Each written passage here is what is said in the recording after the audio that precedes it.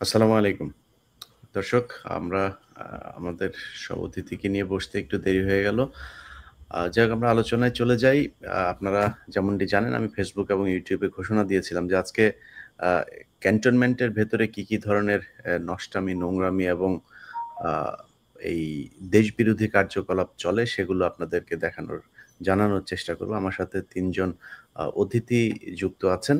আমি শুরুটা একটু করে নিতে চাই। সেটা হচ্ছে যে আ আমরা সকলেই আসলে ৫ই আগস্টের পর থেকে একটা গোলকধাঁধার ভেতরে পড়ে গিয়েছিলাম। আমাদেরকে অ্যা আমরা এইটুকু অন্তত জানতাম যে আওয়ামী লীগ কখনো মুসলমান হইতে পারে না। ওদের আলাদা একটা ধর্ম, ওদের ধর্মীয় গ্রন্থ আছে, ওদের শেষ নবী আছে একজন। সো এরা ধর্ম হিসাবেই রাজনীতিটাকে প্র্যাকটিস করে। সো ওদের ধর্ম, এই ধর্মের যেই বই, যেই নবী সেটাকে পালন করবে। এদের নামাজ রোজা পড়ে আপনি হয়তো অনেক আলেম, আমার এই ব্যাপারটা নিয়ে আপত্তি জানাইতে পারেন। কিন্তু আমি মনে করি এদের নামাজ রোজা পড়ে খামাখা সময় নষ্ট না করে দুনিয়ায় কিছু কাজ-টাজ করলো, তারপরে মদ-টদ খায়া সময় ব্যয় করলে এটাও তার জীবন অন্তত ফুর্তিতে কাটলো। কিন্তু এর দুনিয়া আখেরাত ২ টাই শেষ। এইখানে আপনি মসজিদে বসে তারপরে নামাজও পড়লেন, সময়টা নষ্ট করলেন, আবার ফের ওইদিকে যেয়ে তো প্যাদানিই খাবেন। তো প্যাদানি যেহেতু খাবেন, যেটুকু আনন্দ ফুর্তি করার দুনিয়ায় করে নেন। এই ওয়াকার আমাদেরকে বারবার বিভ্রান্ত করেছে। আমি নিজেও বিভ্রান্ত হয়েছি। আমাদের কাছে এসে তারপরে বলা হয়েছে তিনি হচ্ছে মাগরিব থেকে এশা পর্যন্ত কোরআন ছাড়া আর অনেকগুলো নাকি ইসলামী বই সে নিয়ে সেখানে বসেন। এগুলো নিয়ে তিনি অনেক গবেষণা করেন। জীবনে কোনোদিন তার তাহাজ্জুদ কোনোদিন কাজা হয় নাই। এই হচ্ছে আমাদের ওয়াকার। তো ধর্মের প্রতি কিছুটা দুর্বলতা তো ছিলই, আছে, সারা জীবনই থাকবে ইনশাআল্লাহ। তো সেই দুর্বলতা থেকে মনে করেছিলাম এই লোকটা হয়তো ভালো। কিন্তু আমরা যদি বাস্তবতাটা দেখি একদম শুরু থেকে এই পর্যন্ত, আওয়ামী লীগের লোকজনকে বাঁচিয়ে রেখেছে ক্যান্টনমেন্টে কে? ওয়াকার।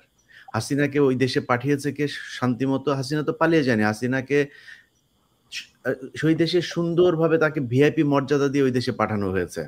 এই দেশের বিমান বাহিনী গিয়ে তাদেরকে দিয়ে এসেছে। সেই বিমান বাহিনী আবার ফেরত এসেছে। সেই বিমান বাহিনীর ইন্ডিয়াতে যাওয়ার পরে তাদের সাথে খুব তুচ্ছ-তাচ্ছিল্য ব্যবহার করা হয়েছে। কিন্তু তাদের যে কনেকে কিন্তু ঠিকই সুন্দরভাবে বরণ করা হয়েছে। তারপরে থেকে শুরু করে ৩২ এর বাড়ি ভাঙতে যাওয়ার পরে তারা বাধা দিয়েছে। এখনো পর্যন্ত বিচ্ছিন্নভাবে যত ধরনের আইন-শৃঙ্খলা বিঘ্ন ঘটানোর জন্য যা করার দরকার সেটা সেনাবাহিনী করে যাচ্ছে। সেনাবাহিনীকে ম্যাজিস্ট্রেসি পাওয়ার দিয়ে মাঠে নামানো হয়েছে, সেই সেনাবাহিনীকে কাজ করতে দেওয়া হচ্ছে না। আওয়ামী লীগের লোকজনকে ধরতে দেওয়া হচ্ছে না। বিভিন্ন জায়গায় ফোন করে সরকারের ভেতরে আসিফ নজরুলকে ঢুকিয়েছে এই সেনাবাহিনী। অতএব যত সমস্যার মূল হচ্ছে সেনাবাহিনীর উপরে থাকা। এখন অনেকের কাছে একটা প্রশ্ন হইতে পারে যে ভাই ৫ তারিখে তো আ এই ওয়াকার বাংলাদেশের পক্ষে ছিল। ৫ তারিখে ওয়াকার এত সাহসী মানুষ না। ভীষণ রকমের একজন ভীতু মানুষ। ঘাটটার মধ্যে পাড়া দিয়ে এই সেনাবাহিনীর যারা জুনিয়র, তারপরে মিড লেভেলের অফিসার আছে, সিনিয়র কয়েকজন অফিসারও আছে, তাদের কারণে বাধ্য হয়েছে। এই ওয়াকারের এর বাইরে যাওয়ার কোনো সুযোগ ছিল না। আর আন্তর্জাতিক যে চাপ ছিল সেগুলো আপনারা জানেন, এখনো পর্যন্ত সেটা আছে। যেই কারণেই সেনাবাহিনী এখন পর্যন্ত ওয়াকারের নির্দেশে যা চায় সেটা করতে পারছে না।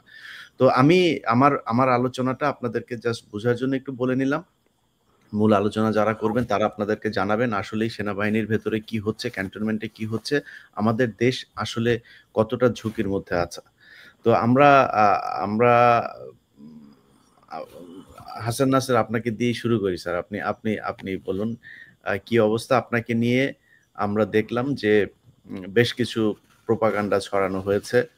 আ ডিজিএফআই নিয়মিত যেটা করে থাকেন এগুলো আমরা জানি। ডিজিএফআই এর কিছু সেল থাকে। তাদের কিছু ভিডিও এডিটর-টেডিটর তারা নিয়োগ দিয়ে রাখেন। যাদেরকে নিয়ে যখন তাদের আ খুব বেশি সমস্যা হয় একজনের বিরুদ্ধে, তখন তাকে নিয়ে কোনো তথ্য প্রমাণ ছাড়াই একটা ঢালাওভাবে ভিডিও তৈরি করে আ কিংবা অনেক সময় আছে যে তাদের হাতে অনেক হানি ট্র্যাপ দেওয়া লোকজন থাকে, তাদের কথা না শুনলে তারপরে সেটা ছেড়ে দেয়।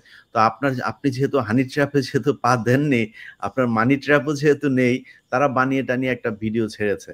তো এই ভিডিও ছাড়ার কারণ কি? সেনাবাহিনী হঠাৎ করে আপনার প্রতি এত ক্ষেপলো কেন? আমি কি ওই ভিডিওটা আগে এক্সপ্লেন করব নাকি কেন খেপলো সেটা এক্সপ্লেন করব? না, ভিডিও এক্সপ্লেইন করা করতে পারেন, আপনার ইচ্ছা। আপনি আমি মনে যেভাবে হয় শুরু শুরু করি। করতে পারেন। মানে কিছুটা জিনিস মানে আমি মনে হয় দেশবাসীর জানা উচিত। ৫ই আগস্টের পরে একটা আ পুরা জুলাই আন্দোলনের সাথে অবসরপ্রাপ্ত অফিসার যারা হাসিনার আমলে সাফার করেছিল, বিভিন্নভাবে অন্যায়ভাবে শাস্তিপ্রাপ্ত হয়ে যারা চাকরি হারিয়েছিল তারা এই আন্দোলনের সাথে সম্পৃক্ত ছিল। আন্দোলন যখন হাসিনা পালিয়ে গেল তখন তারা একত্রিত হয়ে বেশ, এর মধ্যে বিরাট একটা অংশ ছিল ইয়াং অফিসার, তারা সবাই হইচই শুরু করে এবং একত্রিত হয়ে তারা চেষ্টা করে যে আমরা এখন প্রধান উপদেষ্টার অফিস ঘেরাও করব বা তার সামনে নিয়ে আমরা বিচার চাইব। আমি তখন এটাকে বলি যে না, এটা সেনাবাহিনীর তো এইভাবে দাবি আদায় করে না, তোমরা সবাই, তোমাদের কি সমস্যা আছে? তাদেরকে একত্রিত হইতে বলি রাওয়াতে বসে সবারটা, এবং তারা আমার নেতৃত্ব দাবি করে যে আপনি আসেন, আপনার নেতৃত্বে আমরা ঘেরাও করবো। বললাম না, আমি তো এই পদ্ধতিতে যেতে রাজি না। তখন ওদেরকে বলি আমি অ্যাপ্লিকেশন করতে, সেই অ্যাপ্লিকেশন সেপ্টেম্বর মাসে দাখিল হয় সেনাপ্রধান বরাবর এবং চিফ অ্যাডভাইজার বরাবর প্রপার চ্যানেলে, কিন্তু ওইটাকে নিয়ে তারা ফেলে রেখে দেয়। যারা অ্যাপ্লিকেশন করছে they were free to apply. এখন এর মধ্যে কে সত্যিকারের ক্রিমিনাল, কে ইনজাস্টিসের কারণে যার চাকরি হারাইছে সেটা তো আমার জানার কথা না, সেটা আর্মি হেডকোয়ার্টার বিবেচনা করবে। বাট আমাদের একটা চাহিদা ছিল যে এটাকে নিরপেক্ষ কমিশন দিয়ে যাচাই করতে হবে। যে অফিসাররা কর্নেল ব্রিগেডিয়ার হিসেবে অন্যায় করেছে সেই অফিসারই এখন মেজর জেনারেল আর্মিতে বা তার ঊর্ধ্বতন অফিসার, তারা কখনো সেই বিচারটাকে রিভিউ করতে চাইবে না। সেইটাই আমার দাবি ছিল যে সেনাবাহিনীর অভ্যন্তরীণ বা সশস্ত্র বাহিনীর অভ্যন্তরীণ কোন রিভিউ বোর্ডের দাবি আমরা মানবো না, এটা ইন্ডিপেন্ডেন্ট কমিশন হইতে হবে। বাট সেনাবাহিনী একতরফা ভাবে এটার উপরে কাজ করে যাচ্ছে এবং পরবর্তীতে আমরা মিনিস্টার অফ ডিফেন্সে গত 12ই জানুয়ারি চিফ অ্যাডভাইজারের সাথে 30 ডিসেম্বর দেখা করে আসার পরে 12ই জানুয়ারি আমরা মিনিস্টার অফ ডিফেন্সে একটা অ্যাপ্লিকেশন সাবমিট করেছি, যেটা সেনাবাহিনীর নির্দেশনায় সেক্রেটারিকে বলে দেওয়া আছে যে আপনি পাঠাবেন না, এবং প্রিন্সিপাল সেক্রেটারি এটার সাথে ইনভলভ। তার সাথে যোগাযোগের চেষ্টা করে আমি ব্যর্থ হয়েছি। এরা সব একটা নেটওয়ার্ক। যে কোনো নাগরিকের অধিকার আছে, এটা গণপ্রজাতন্ত্রী সরকার, এটা সরকারের জন্য জনগণ না, জনগণের জন্য সরকার। কিন্তু যখন চেয়ারে বসে যায় সবাই ভুলে যায়। এবং এই প্রতিরক্ষা সচিব 12ই জানুয়ারি থেকে সেই অ্যাপ্লিকেশন গুলো আটকে রেখেছে এবং ওনাকে বলে, ওনার কাছে 2বার আমরা দেখা করেছি। উনি বলেন যে আমার প্রিন্সিপাল সেক্রেটারি আমাকে এই ফাইল পাঠাতে নিষেধ করেছেন। আমি এখন জাতির কাছে জানতে চাই যে কোন নাগরিকের আবেদন প্রধান উপদেষ্টা বরাবর মানে চ্যানেল ফলো করে সাবমিশনের পরে সেটা কোনো একটা পর্যায়ে আটকা রাখার কোনো অধিকার আছে কিনা, সেটার উপরে আমাদের আন্দোলনটা শুরু। এখন বলতে হবে যে আমরা কিসের উপর, কি বিষয় নিয়ে আমরা এই সংস্কার, সশস্ত্র বাহিনীর সংস্কার চাচ্ছি। এখন সংস্কারের বিষয় হচ্ছে যে এই গত 16 বছরে আওয়ামী লীগের আমলে বিভিন্ন ভাবে অফিসাররা চাকরি হারিয়েছে, যেটা অতীতে কখনো হারায়নি। অতীতে সামান্য কারণে একটা রাজনৈতিক সরকার আর এক রাজনৈতিক সরকারের পক্ষের লোকদেরকে অবসর দিয়ে দিত, কিন্তু গত 16 বছরে একটা বিরাট অংশকে শুধু চাকরিচ্যুতই করে নাই, তাদেরকে মনে করছে বিপদ, এরা আমার পক্ষের লোক না, তাদেরকে চাকরিচ্যুত করছে, কাউকে জেল জুলুম গুম করেছে। তার প্রধান সাক্ষী হচ্ছে কর্নেল হাসিন, তাকে ইউনিফর্ম পরা চাকরিরত অবস্থায় তাকে গুম করে 45 দিন আর্মি ইন্টারোগেশন সেলের ফ্লোরের মধ্যে জম টুপি পরায়, হ্যান্ডকাপ পরায় শুয়ে রাখা হয়েছিল। এটা পৃথিবীর ইতিহাসে কোন সরকার কখনো তার অধীনস্থ অফিসারকে এইভাবে গুম করে তার আর্মি ইন্টারোগেশন সেলে আটকে রাখে না। তারপরে তাকে একটা ভুয়া কোর্ট মার্শালের মাধ্যমে তাকে চাকরিচ্যুত করে, তাকে জেল দেয় এবং পরবর্তীতে আবার তাকে গুম করে যখন তাকে বরখাস্ত করায়। পুরো জিনিসটা এখন আমি হাসিন এখানে আছে বলে বলছি না, হাসিন 3 বাহিনীতে চাকরি করেছে, র্যাব, বিডি, তৎকালীন বিডিআর এবং আর্মি। আর্মির কালীন সময়, শান্তিকালীন সময়ের সর্বোচ্চ এখনো পর্যন্ত যেটা আছে পুরস্কার আছে বীরত্বের জন্য, বীর প্রতীক, সেটা সে পেয়েছে। বিডিআর সে পেয়েছে বিডিআর মেডেল, পুলিশে পেয়েছে প্রেসিডেন্সিয়াল পুলিশ মেডেল। এখন এইরকম একটা অফিসারকে এইভাবে তাকে হয়রানি করা হয়েছে, তাকে তার অত্যাচার করা হয়েছে, তার পরিবারকে শেষ করে দেওয়ার চেষ্টা করা হয়েছে। এখন এই বিচার কিন্তু সেনাবাহিনী বা এই ধরনের আরো অনেক উদাহরণ আছে। এখন সেনাবাহিনী যেটা করতেছে, তারা এই আমাদের চাপের ওসিলায় একটা নামমাত্র বোর্ড, ভুয়া বোর্ড বানায় জেনারেল শাহিনের আন্ডারে। And who is this Shaheen? ইন্ডিয়াতে কোর্স করা, এই ইয়ার আগে 5ই আগস্টের আগে সে পুরা আওয়ামী লীগের একজন লাস্ট স্পেন্সার, আপনাদের ভাষায় যেটা। এর সাথে আছে সিজিএস জেনারেল শামীম, আর আছে লেফটেন্যান্ট জেনারেল ফায়েজ। এই তিনজন হচ্ছে পিএসও এখন, আর শাহিন হচ্ছে এনডিসি কমান্ডার। এরা সব কিন্তু একর ঘোর আওয়ামী লীগার এবং রয়ের এজেন্ট যাদেরকে বলা হয়, অনেক সময় দাবি করে অনেকে। তারা এখনো পুরো জিনিসটাকে কন্ট্রোলে রেখেছে। তারা পুরো জিনিসটা, এবং তার আন্ডারে যারা কাজ করতেছে ডিএমআই এবং আর্মি সিকিউরিটি ইউনিট, এই রকে জেনারেল ওয়াকারকে চালাচ্ছে এই অফিসারগুলো। এরা যখন দেখতেছে যে আমরা এই অফিসারদের ব্যাপারে দাবিটাকে শক্তভাবে এগিয়ে নিয়ে যাচ্ছি, এবং শুধু এই অফিসার না, আমরা কিন্তু আয়নাঘরের বিষয়টাকে নিয়ে আন্দোলন করতেছি। গুম কমিশনের সাথে গুম বিষয়টাকে যাতে চাপা দেওয়া না হয় সেটার জন্য আমরা চাপ সৃষ্টি করতেছি। আইসিটির সাথে যোগাযোগ রাখতেছি, বিডিআর হত্যা নিয়ে কথা বলতেছি, এবং বঞ্চিত অফিসার তো আছেই, যেটা ওদেরকে আমরা একটা চ্যানেলের মধ্যে নিয়ে আসছি, যে সাধারণ জনগণের মতো যে প্ল্যাকার্ড নিয়ে ব্যানার নিয়ে প্রধান উপদেষ্টার সামনে কমিশন অফিসাররা চাকরি হারিয়েছে বলে যে দাঁড়াবে আন্তর্জাতিক মহলে, দেশ এটাকে ভালোভাবে দেখবে না আমাদের এই অবস্থাটাকে। সেই জন্য আমি বলছি তোমরা অ্যাপ্লাই করো এবং তোমরা বিচার পাবা, কিন্তু সেটা নিয়ে কোন রকমের আগ্রহ বা একটা ভুয়া ভোট করে তাদের পছন্দের লোকদেরকে নিয়ে আসে এবং ডেকে ডেকে দিচ্ছে যে তোমাকে এই বোর্ডে দিব, প্রমোশন দিব, তুমি এখন ওনার থেকে আলাদা হয়ে যাও। এবং এই যাদেরকে একটা এই ভিডিওতে ক্রিমিনাল হিসেবে বলছে যে আমি এদেরকে নিয়ে জাস্টিস ফর কমরেডস খুলেছি, ওদেরকেই আবার আমার গ্রুপ থেকে বের করে নিয়ে যে তারা কাউকে এনসিপি তে পুশ করছে ডিজিএফআই এবং এজেন্সিরা, কাউকে আলাদা এই কমরেডস গ্রুপ বানিয়েছে। এই কমরেডস গ্রুপ জাহাঙ্গীর গেটের সামনে এসে আমাদের এই গ্রুপের অফিসারদের মাধ্যমে রীতিমতন আমাকে এবং কর্নেল হাসিনকে চাপাচাপি করছে আমরা যেন জাহাঙ্গীর গেটে যাই। ইট ওয়াজ এ ট্র্যাপ, এবং we realized it that it's a trap. সৈনিকদেরকে নিয়ে এসে জাহাঙ্গীর গেটের মধ্যে চিল্লাচিল্লি করা, উই ডিড নট গো। এবং পরবর্তীতে দেখলাম তাদেরকে অ্যাসোসিয়েশন করতে দেওয়া হয়েছে, এবং they are all financed by DGFI or ASU or TMI. Directly তারা এগুলো করতেছে। এই জিনিসগুলো করে কিন্তু এখনো এই অস্থিতিশীলতা বজায় রাখতেছে, এবং যখন দেখতেছে যে এই জিনিসগুলো, এবং হাসিনকে কন্টিনিউয়াসলি ট্রাই করতেছে আমাদের এই গ্রুপ থেকে বের করে নেওয়া, তার জন্য প্যাকেজ আলাদা অফার করা হয়েছে, এবং ইয়াং অফিসাররা যারা চাকরিহীন ছিল তাদেরকে অল্প কিছু উল্টাপাল্টা, আমি যেটাকে বলি গিলা কলিজা, রান থান সব আগের করাপ্টেড অফিসাররা এখনো খাচ্ছে, এবং তাদের কাছে যে অবৈধ টাকা আছে ওগুলোর থেকে তারা প্যাকেজ অফার করতেছে এক একজনকে এক এক রকম। তোমাকে একটা কাজ দিলাম, অমুককে একটা কাজ দিলাম, একটা কন্ট্রাক্টরই দিলাম, তোমার এটা করলাম সেটা করলাম, এবং একইভাবে এই বিডিআর এর শহীদ পরিবারকেও একইভাবে বিভিন্ন রকম টোপ দিয়ে দিয়ে তাদেরকে নিউট্রালাইজ করে রাখছে, এবং এদেরকে নিয়ে মাঝে মাঝে মিটিং করায় এবং বলে যে এরকম আমি নাকি বিডিআর এর হত্যাকারীদের ছাড়ানোর জন্য ব্যস্ত হয়ে গেছি। আমি কখনো বিডিআর এর হত্যাকারীদের ছাড়ানোর জন্য ব্যর্থ হয়নি, বাট মিথ্যা হত্যার আসল হত্যাকারীদেরকে পরিকল্পিতভাবে মাইক্রোবাসে অ্যাম্বুলেন্সে উঠায়, প্লেনে উঠায় দেশ ত্যাগ করায় দিয়ে যারা কম নির্দোষী বা একেবারে নির্দোষ তাদেরকে জেলে ভরে মানুষকে ধোকা দেওয়ার চেষ্টা করা হচ্ছে। আমরা এটার বিরুদ্ধে। আমরা প্রমাণ দিব যে কারা সত্যিকার হত্যাকারী কারা ছিল, এবং তাদেরকে এবং পালাতে সুযোগ দেওয়া হয়েছে। 1000টা প্রমাণ দেখাতে পারবো যে হত্যাকারীদের এবং বিডিআর এর সমস্ত লোক, 10,000 লোক বিডিআর এর পিলখানাতে ছিল, তাদেরকে 2 দিন ধরে কোন রকম কর্ডন না করে পালিয়ে যাওয়ার সুযোগ দেওয়া হয়েছে। এর মধ্যেই আসল হত্যাকারীরা পালাই গেছে, এবং তারপরে ওদেরকে যারা ফেরত আসছে, যারা স্বীকার করতে চাইছে, আসল ঘটনা বলতে চাইছে, তাদেরকে অন্যায়ভাবে বিভিন্ন রকম প্রথমে সুইসাইডের গল্প বলছে, তারপরে যখন দেখছে যে সুইসাইডের গল্প নিয়ে ক্রাইসিস শুরু হয়ে গেছে, তারপরে সবাইকে হার্ট অ্যাটাকে মারা শুরু করছে। এবং এটা কিন্তু একটা দুইটা না, 30, 40, 50টার কাহিনী। যারাই সাক্ষী দিতে চাইছে, আসল ঘটনা বলতে চাইছে, তাদেরকে এইরকম পরিণতি ভোগ করতে হয়েছে।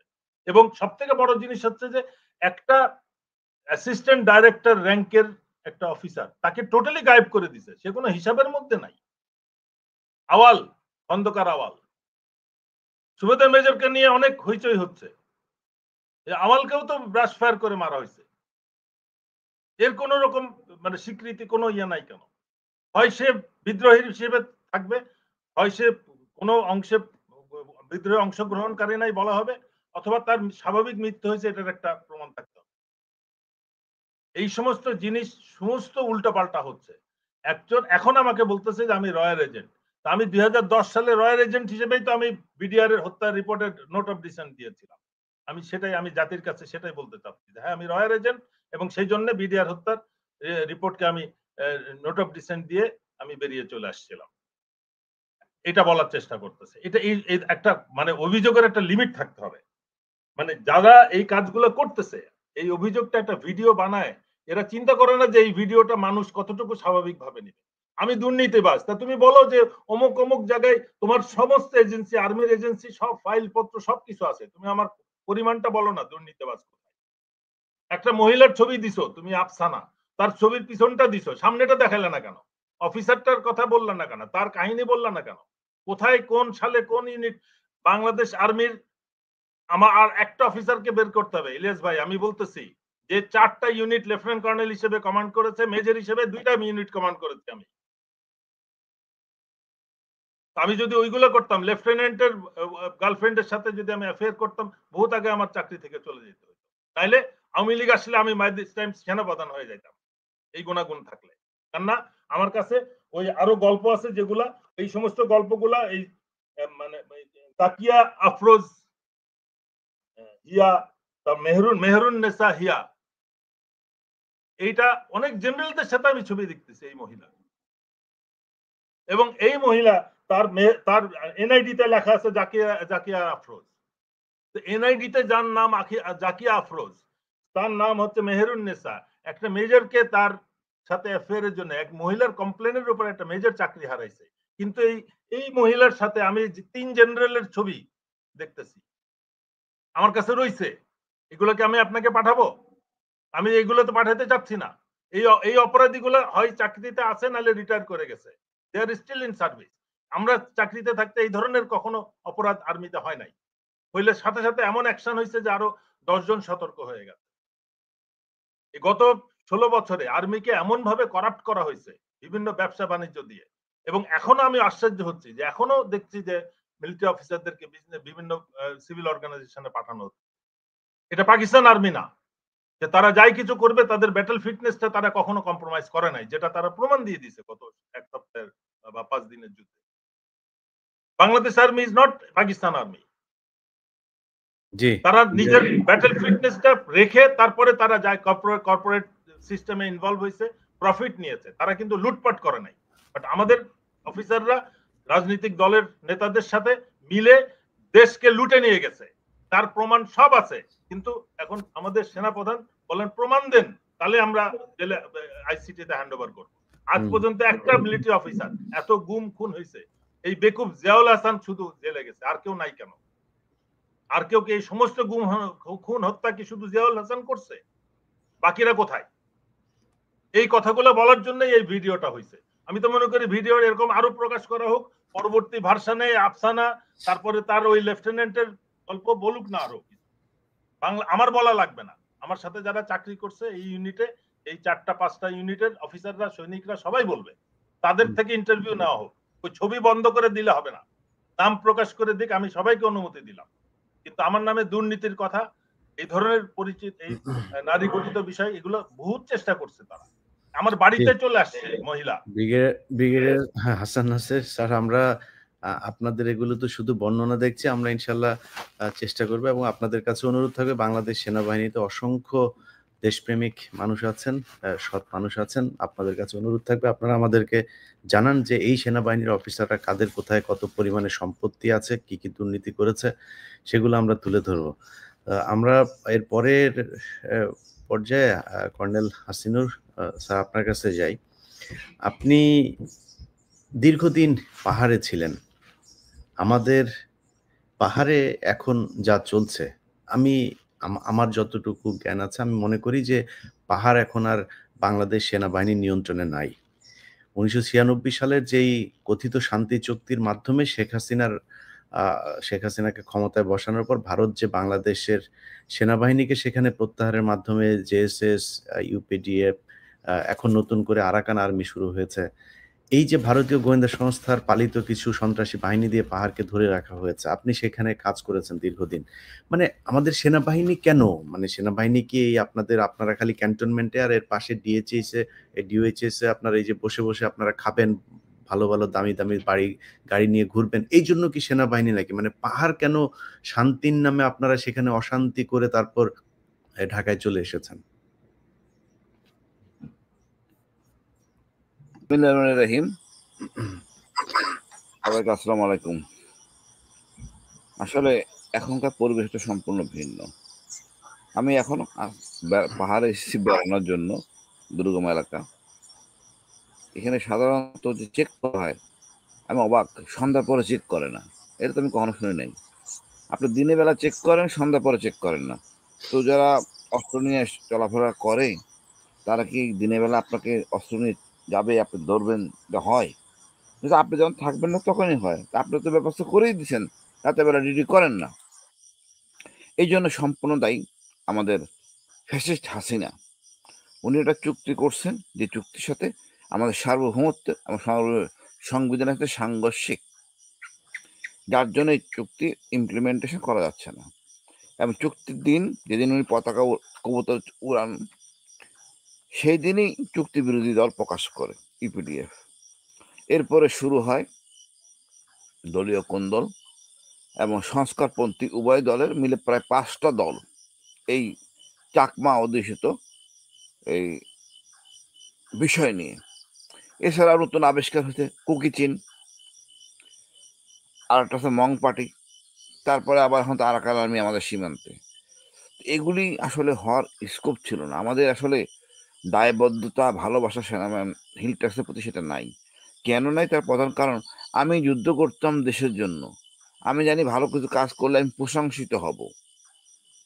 এই প্রশংসিত জিনিসটাকে গুরুত্ব দেওয়া হয় নাই। কেন দেওয়া হয় নাই? যেমন আমি বীর পদক পেয়েছিলাম গর্বের জায়গা থেকে, এখন কিন্তু বীর পদক দেওয়া হয় না। শেখ হাসিনা এটা উইথড্র করছে। এখন একটা লোক কেন যুদ্ধ করবে? একটা অফিসার, তাকে যদি এই সম্মানটা না দেওয়া হয়, তাকে কি নতুন করে কিছু আবিষ্কার করছে যার সাথে আমরা অবগত না? সরকার চায় না আমরা কাজ করি। প্রতিটা ব্যাটালিয়ানেই মনে করেন কিছু অফিসার না থাকলেও যা আছে তা দিয়ে কাজ করা সম্ভব। সে এখন জীবন ঝুঁকি নিয়ে কেন কাজ করবে? সরকার তো চায় না। নাম্বার 2 নম্বর যে জিনিসটা আছে, দেখেন আপনি এই এসএসএফ, কত এসএসএফ একটা দেশের কি, এই যে মনে করেন মাইন্ডসেট আপনি দেখেন যে 4 স্তরের নিরাপত্তা, 3 স্তরের নিরাপত্তা। কেন? আপনি এই দেশের নাগরিক না? আপনার এত নিরাপত্তা লাগবে কেন? আর সেনাবাহিনীর লোককে এত নিরাপত্তা নেবেন কেন? ওই প্রেসিডেন্টের জন্য নিরাপত্তা, প্রধানমন্ত্রীর জন্য নিরাপত্তা, স্ট্যান্ড বাই, তারপর ডিজিএফ এর অসংখ্য অফিসার। সেনাবাহিনীর প্রধান, আমি জানি না তার কোথায় পাইছে এই অবৈধ মানে দলবিন্যাস। তার সাথে বেশ কয়েকজন অফিসার একসাথে অস্ত্র সহ। আমার জানা মতো সেনা প্রধানত এই স্কোপ নাই এই অস্ত্র রাখার, এই বাহিনী তাকে নিরাপত্তা দেওয়ার জন্য। সেনাপ্রধান গর্বের সেনাপ্রধান, জনতা আমাদের সেনাবাহিনীর সেনাপ্রধান, তাকে মারবে কি? মারা তো কথা না। আর এই যারা তাকে নিরাপত্তা দেয়, তারা কি আসলে প্রোটেক্ট করতে পারবে তাকে? মাঝখান দিয়ে বিড়ম্বনা সৃষ্টি করে। এই যে ঢাকায় নিয়ে আসা ব্যক্তির স্বার্থে নিরাপত্তার নাম বলে, আমি মনে করি এটাকে বন্ধ করা উচিত জরুরি। ক্যাম্পে অফিসার দেন, এখন অফিসার নাই। কিভাবে হ্যান্ডেল করবেন, কিভাবে সার্চ করবেন, কিছুই আমরা জানি না। খুব দুঃখজনক লাগে। আজকে কোনো বিপদ হলে আমরা হ্যান্ডেল করতে পারবো না। আমরা সেই সামর্থ্য নাই হ্যান্ডেল করার। আপনি সব লোক ঢাকায় থাকবে, এটা তো কাম্য না। ঢাকা থেকে আমি মনে করি ঢাকায় মূলত এই অফিসারদেরকে ক্যাম্পে পাঠানো। সে যেই করেরই হোক, তাকে তাকে করতে হবে। আগে অনেক সুযোগ সুবিধা দেওয়া হইতো ক্যাম্পে। মনে করেন এখনো যদি মনে করেন কোন অফিসার 3 বছর চাকরি করে হিল ট্যাক্সে, ভালো কাজ করে, তার প্রমোশন অগ্রগণ্যতা দেওয়া হবে। হিল ট্যাক্সে চাকরি করছে, সমতলে আসলো, তাকে বাড়ি বাড়ি গেলে তো পাওয়া যায় না, আর্মির কোয়ার্টার দেরি হয়, সেটা আগে দেওয়া হইতো। এবং তার জন্য বিশেষ খেতাব ছিল, পদক ছিল। আসলে আমি মনে করি আসলে সরকার চান না অপারেশন হোক। আমি এইটাও শুনছি রাতে বেলা অপারেশন বন্ধ। এটা কেমন করে সম্ভব? নাইট অপারেশনের একটা তো আমাদের প্রশিক্ষণ অংশ হিল ট্যাক্সে, কেমন রাতের অন্ধকারে চলতে হয়, এটি করতে হবে। নদী পারাপার বন্ধ কেন? আমি জানি না। আর সরকার চাচ্ছেন না, সেনাপ্রধান সেনাবাহিনীও চাচ্ছেন না এগুলো হোক। আসলে আমরা কি করতেছি, কেন করতেছি, আমি কিছুই জানি না। আমাদের দেশ আমরা নিজেদের মতো করে চালাবো। এখানে আমি আমি ইলিয়াস ভাই বলি, আমি অবাক হবেন, ক্যাম্পে সৈনিক আছে, তার ফুটাইয়া পানি খায়। আরে বাবা, তুমি ফুটায় পানি খাচ্ছ কেন? তুমি তো মুখ ধুচ্ছ এই ঝর্ণার পানি। তোমার সাথে শত শত লোক, হাজার হাজার লোক এই ঝর্ণার পানি খাচ্ছে। তোমাকে এর সাথে অভ্যস্ত হতে হবে। তা আমি তো আসলে আইসোলেশন হয়েছে নিজে নিজেই। অর্থাৎ আপনি হাত ধুচ্ছেন ঝর্ণার পানি দিয়া, প্লেটটা ধুচ্ছেন ঝর্ণার পানি দিয়া, মুখ ধুচ্ছেন ঝর্ণার পানি দিয়া, খাচ্ছেন আপনি সেই ফুটানো পানি। এটা তো মস্করা, জ্ঞানহীন, মানে বুদ্ধি, মানে বেকুবের মতো কাজ। আমাকে অভ্যস্ত হতে হবে, যেহেতু এটা এমন কিছু না যে নতুন কিছু। আমার আশেপাশে জনগণ সেই একই পানি খাচ্ছে, এটাও একটা ট্রেনিং এর অংশ। তা আমি মনে করি ভাই, না, এই যে এটা হাসিনা আসলে যে আপনাদেরকে এই এই এই এখনকার যে সেনাপ্রধান এই ব্যক্তি সম্ভবত যমুনা টিভিতে গিয়ে একটা না না, উনি না, শফি, মেজর জেনারেল শফি একটা বক্তব্য দিয়েছিলেন যে দুই আপনাদের বেলা ভাত, দুই ভাত বেলা ভাত। ভাত খাওয়ায়, মানে আর্মিরে ভাত খাওয়ায়। আপনাদের আর্মি বেশিরভাগ, আমি ইউনুসের সাথেও কিছু আর্মি অফিসার দিকে পেট এরকম মোটা, এ কি পুলিশ না আর্মি বোঝা যায় না। মানে ইলিয়াস ভাই, এই পেট নিয়ে পাহাড়ে উঠবে কেমনে? আমার লজ্জা লাগে। ইভেন যদি কোনো কাজে না লাগে, অন্তত পেটটাকে নিচের দিকে চাপে রাখে বেল্ট। এখন এই যে মনে করেন দুই বেলা ভাত, ভাত দিয়ে যুদ্ধকালীন আপনি সময় কি করে ভাত খাবেন? যুদ্ধকালীন সময় ভাতটা বেশিক্ষণ রাখা যায় না, নষ্ট হয়ে যায়। আগেকার দিনে একটা বৈরী পরিবেশ ছিল, আটা আটা খুব খারাপ ছিল, এখন আটা খুব ভালো। তা আমি মনে করি জরুরি চেঞ্জ করা উচিত, আমাকে রুটি খেতে হবে। আমি এটা এখন অভ্যাস, মানে এই যে যুদ্ধ মানে এই না, যুদ্ধ কবে আরাকানদেরকে প্রতিহত করার জন্য আমরা মানে রোহিঙ্গাদেরকে ধরে রেখে তারপরে আমরা মানে আগে আমি আমি জানি না ওই সময় 1992 তে, তারপরে 78-এ দুইবার আরাকান এই রোহিঙ্গাদেরকে এখানে ঢুকিয়েছিল তারা। এক সময় একবার ছিল জিয়াউর রহমান ক্ষমতায়, তারপরের বার ছিল খালেদা জিয়া ক্ষমতায়। তো ওই সময় আপনি কোথায় ছিলেন আমি জানি না। মানে তখন যে এই যে আমরা আহ রোহিঙ্গাদেরকে ট্রেনিং দিয়ে, অস্ত্র দিয়ে আরাকানে আবার পাঠিয়ে দেব এই থ্রেট করে তারপরে মিয়ানমারকে বাধ্য করা হলো তাদেরকে ফেরত নেওয়ার। মানে এখন ওই মানে ওই আগে যেই কৌশলটা নেওয়া হয়েছিল সেই কৌশল না করে এখন আমরা শুনছি কেউ কেউ আবার করিডোর দিয়ে দিচ্ছেন, এই সেই, মানে এগুলো করে কি আসলে আমাদের এই আরাকান সমস্যাটার সমাধান হচ্ছে? আচ্ছা ইলিয়াস ভাই, আপনি 14 তালা বসে, ইভেন ডিজিএফআই জানে না, জানেন কি হচ্ছে না হচ্ছে। আরাকানের এই যে আরাকানটা কারা, এটা হলো বর্মী, এটা দস্যু, মগের হুম, মুল্লুক যে শব্দটা আসে, মগের মূল্য, এই জি। মগ দিয়ে, হুম, এই মগের এই মগের সাথে আপনি এখন যে সুযোগ আছে, ওরা ওটা চাপে পড়ছে। কে বলছে আমার চাপে পড়ছে? ওরা তো আমার বলে নাই। কদিন আগে পয়লা বৈশাখ করলো না, বাংলাদেশের ভিতরে ঢুকে ইউনিফর্ম পরে নাচ গান করলো, ওটা চাপে নাই। আমরা এখন ইউএন বললো চাপে আছে, তো ইউএন বলুক, কেমন সমাধান হবে? এখনো মায়ানমারের এমন মিসাইল আছে যা মারলে আমাদের চিটাগাং হিট হবে। আমি ব্যক্তিগতভাবে মনে করি এটা মায়ানমারের ল্যান্ড।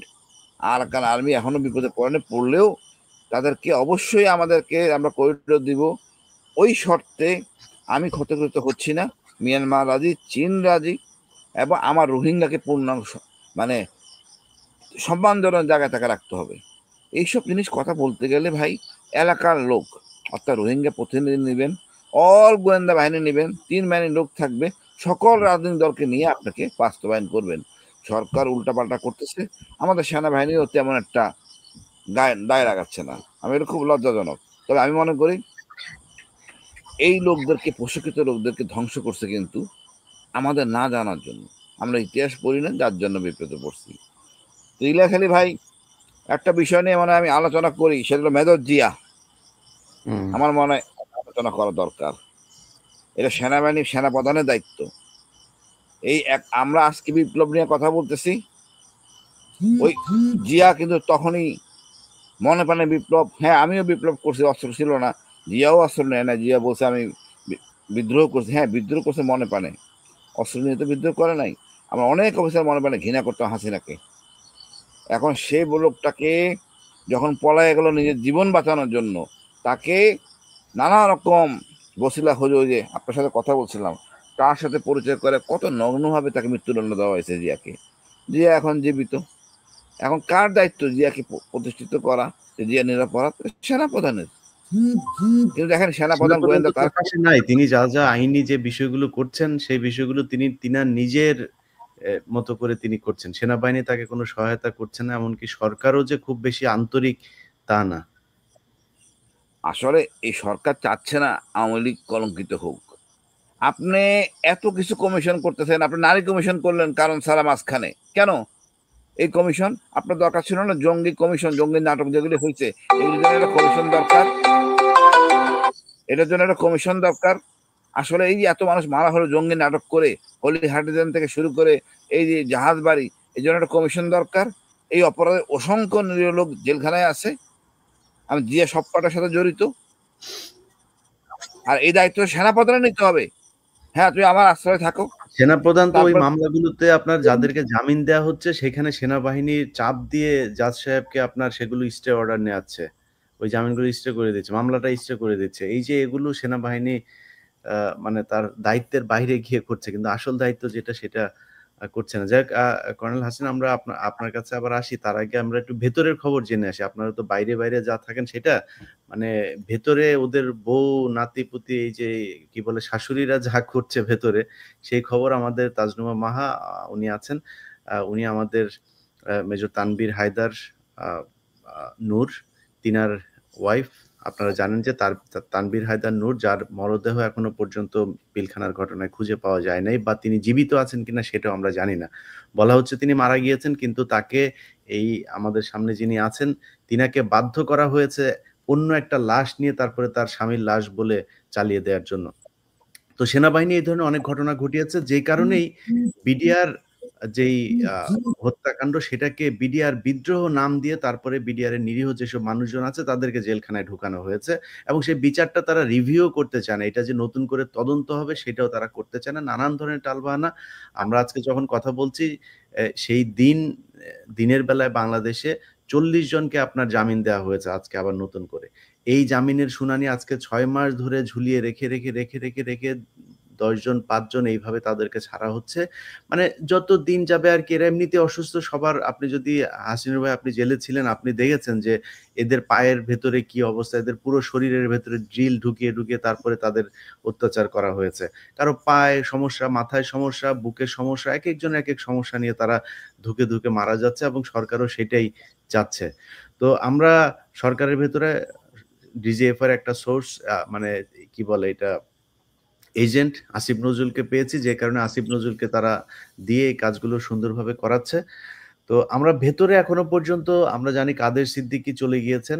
তারপরে আরেকটা কালপিট ছিল কর্নেল মুজিব, তার স্ত্রী, আরো অনেকেই ভেতরে অনেক ধরনের ২ নম্বরি করছেন, নানাভাবে প্রভাব বিস্তার করছেন। সেই কথাগুলো আমরা আ মেজর নূরের স্ত্রী মাহার কাছে শুনে আসি।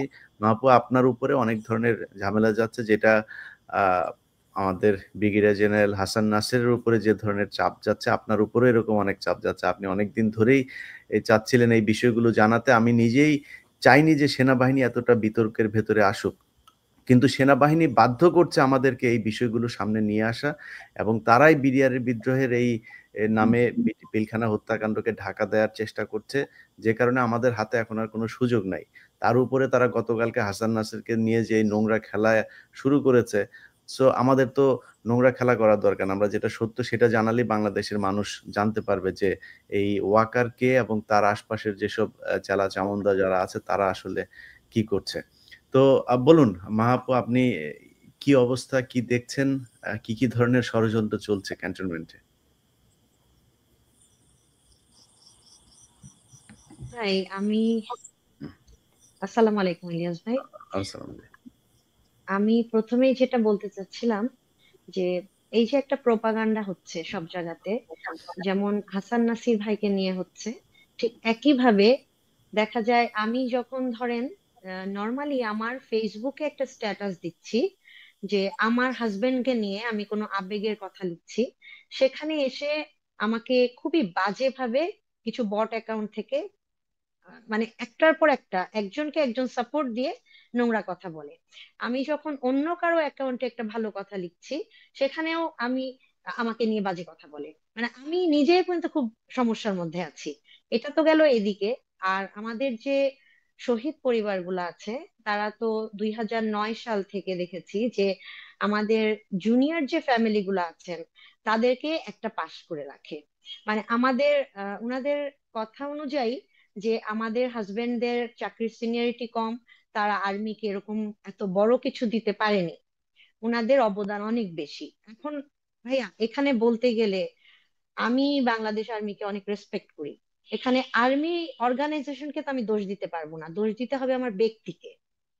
তো এখানে প্রত্যেকটা ব্যক্তি যদি তাদের দোষগুলাকে ঠিক না করে তাহলে তো তখন ওই ওই অর্গানাইজেশনকে নিয়ে কথা চলে আসে। আসলে অর্গানাইজেশনের তো কোনো কাজ নাই এখানে, দোষ করার কোনো উপায় নাই। তো সেখানে দেখা যাচ্ছে আমাদের শহীদ পরিবার যখন আসছে, আমি প্রথমে যখন পিলখানা থেকে বের হয়ে আমার স্টেটমেন্ট দেওয়া শুরু করলাম, প্রথমেই আসি যে আমার সাথে কি ধরনের বিহেভিয়ার হয়েছে। সেখানে আমি আমার রুমে যে ঘটনা হয়েছে, আমার রুমের বাইরে যে ঘটনা হয়েছে, সেই কথা বলার সাথে সাথে রিয়াক্ট করে উঠে আমাদের শহীদ পরিবার, রিয়াক্ট করে উঠে মেজর জেনারেল তারেক সিদ্দিকীর মিসেস। তো আমার কাছে এটা একটা দুঃখ যে কোথায় আমাকে আমাদের শহীদ পরিবার থেকে সাপোর্ট দিবে, কিন্তু আমি যেটাই বলছি, হ্যাঁ, যে আমি কোনো হিন্দি কথা কখনো শুনিনি। তাদের একই কথা যে আমি হিন্দি কথা কেন শুনবো, কেউ তো শুনেনি, আমি কেন শুনলাম। তো এই আগের কথা থেকেই যদি আসি, আমার যতবারই স্টেটমেন্ট নেওয়া হয়েছে, আবুল কাহার আকন নিয়েছে, আর্মি হেডকোয়ার্টারে নিয়েছে, মোট 3টা স্টেটমেন্ট নেওয়া হয়েছিল। নেওয়ার পরে আমাকে পাগল বানানো হয়েছে, আমার রেকর্ডিং নেওয়া হয়েছে, কিন্তু যখন তারা টাইপ করে নিয়ে আসছে আমি পড়ার পরে দেখি ওখানে আমি যা যা বলেছি তার কোনোটাই নাই, একদম তাদের সাজানো। এভাবেই যাওয়ার পরে আমাদেরকে আহ ইয়েতে রাখা হলো, যে আর্মি হেডকোয়ার্টারে নেওয়া হলো, আর্মি হেডকোয়ার্টারে মেসে ওখানে নেওয়া হলো। তারপরে হচ্ছে আমার ঠিক মনে নাই, সব ফ্যামিলিকে বসিয়ে সৈনিকদের একটার পর একটা ছবি দেখানো হলো। এটা কি প্রজেক্টরে নাকি বড় কোনো মনিটরে, এটা আমার ঠিক মনে নাই। তো দেখাচ্ছিল যে এইখান থেকে আমরা সৈনিকদেরকে সিলেক্ট করে আমরা সাক্ষী দিব, হ্যাঁ, যে এরপরে এ, এরপরে এ। তো আমাদের সবগুলো ভাবির মধ্যে যে রিয়াকশনটা হলো, যে আমরা তো সবাই ভিতরে ছিলাম না, মানে অনেকে এটা বললেন। তারপরে হচ্ছে যারা আমরা ভিতরে ছিলাম আমাদের অনেকের মধ্যে এই কাজটা করলো যে আমরা তো কারো নামই জানি না। বেসিক্যালি যারা আমরা ভিতরে, মানে আমরা ঢাকায় থাকতাম না, আমরা তো তাদের চিনি না, আমরা কিভাবে নাম বলবো। তখন হচ্ছে ওয়েলফেয়ারের একজন অফিসার ছিলেন মেজর তারেক, উনি আহ উনি একদম লিখে দিলেন যে এভাবে আপনি নামগুলো মুখস্থ করেন। প্রত্যেকটা ভাবিকে উনি এভাবে হেল্প করলেন। আমাকে উনি বললেন যে ভাবি আপনি অফিসে হোক, অফিস আওয়ারে পরে হোক, আপনার যখনই আটকে যাবে প্রত্যেকের জন্য আমি সেট রেডি করে রেখেছি, এভাবে নাম, আপনি নাম মুখস্থ করবেন। এমনকি সিডি দিয়ে দিল প্রত্যেকটা ফ্যামিলিকে, যারা ভিতরে ছিলেন তাদেরকেও, যারা বাইরে ছিলেন তাদেরকেও, যে সিডি দেখেন, প্রতিদিন সিডি দেখেন, নাম দেখবেন, চেহারা দেখবেন, বারবার দেখবেন। এভাবে 6-7 মাস ধরে আমাদের মুখস্থ করানো হলো। তো আপনি দেখেন, কথা বলতে গেলে যে এই যে একজন অফিসার, যে উনি শিখিয়ে দিচ্ছেন যে এভাবে আপনি সৈনিকদেরকে মনে করেন, আপনি তো ট্রমায় ছিলেন, আপনার আসলে মনে নাই। তো আমার কথা হচ্ছে মেজর তারেক তো আমার সাথে ভিতরে ছিল না পিলখানায়, উনি কি করে জানলেন যে এই এই সৈনিকরা ভিতরে ছিলেন, তাই না? তো উনি যখন এগুলো করলেন আমি তখন বললাম যে ভাই আমি এভাবে পারবো না। তখন উনি বলল যে ভাবি তানভীরকে তো পাওয়া যায় নাই, জিনিসটা তো অন্যরকম হয়ে যাচ্ছে। প্রথমেই কিন্তু আমি যখন ভাই 10 মাস পর্যন্ত, 9 সালে 10 মাস পর্যন্ত ডিসেম্বর পর্যন্ত লাশটা রিসিভ করিনি, আমাকে 2টা ডেথ সার্টিফিকেট দেয় নিখোঁজ হিসাবে। 3 নাম্বারটা আমার কাছ থেকে মিসিং, আমার বাসা থেকে তো একসাথে 4টা চুরি হয়ে গেছে, 3 নাম্বারটার কোনো কপি ছিল না, এর জন্য এটা কি লেখা ছিল আমার মনে নাই। 4টার মধ্যে মেজর র্যাঙ্ক দিয়ে দাফন করা হয়। তার আগে পর্যন্ত বলা হয় যে আমি যদি না নিয়ে থাকি তাহলে ডিক্লেয়ার করা হবে যে আমার হাজবেন্ড দেশদ্রোহী ছিল। আর আমাদের শহীদ পরিবার বলে যে 6জনকে যে পাওয়া যাচ্ছে না, সেই 6জন হচ্ছে হত্যাকাণ্ডের পিছনে আছে, এই সৈনিকদের সাথে ঘটিয়ে তারা পালিয়ে গেছে। তো ভাবিয়া যেহেতু আমাদের সবার সিনিয়র, মানে আমার থেকে আর 5জন সিনিয়র, তারা দেখা গেল বলছে ডিএনএ টেস্টে মিলে যাচ্ছে, তারা কিন্তু লাশ একে একে নিয়ে নিয়েছে।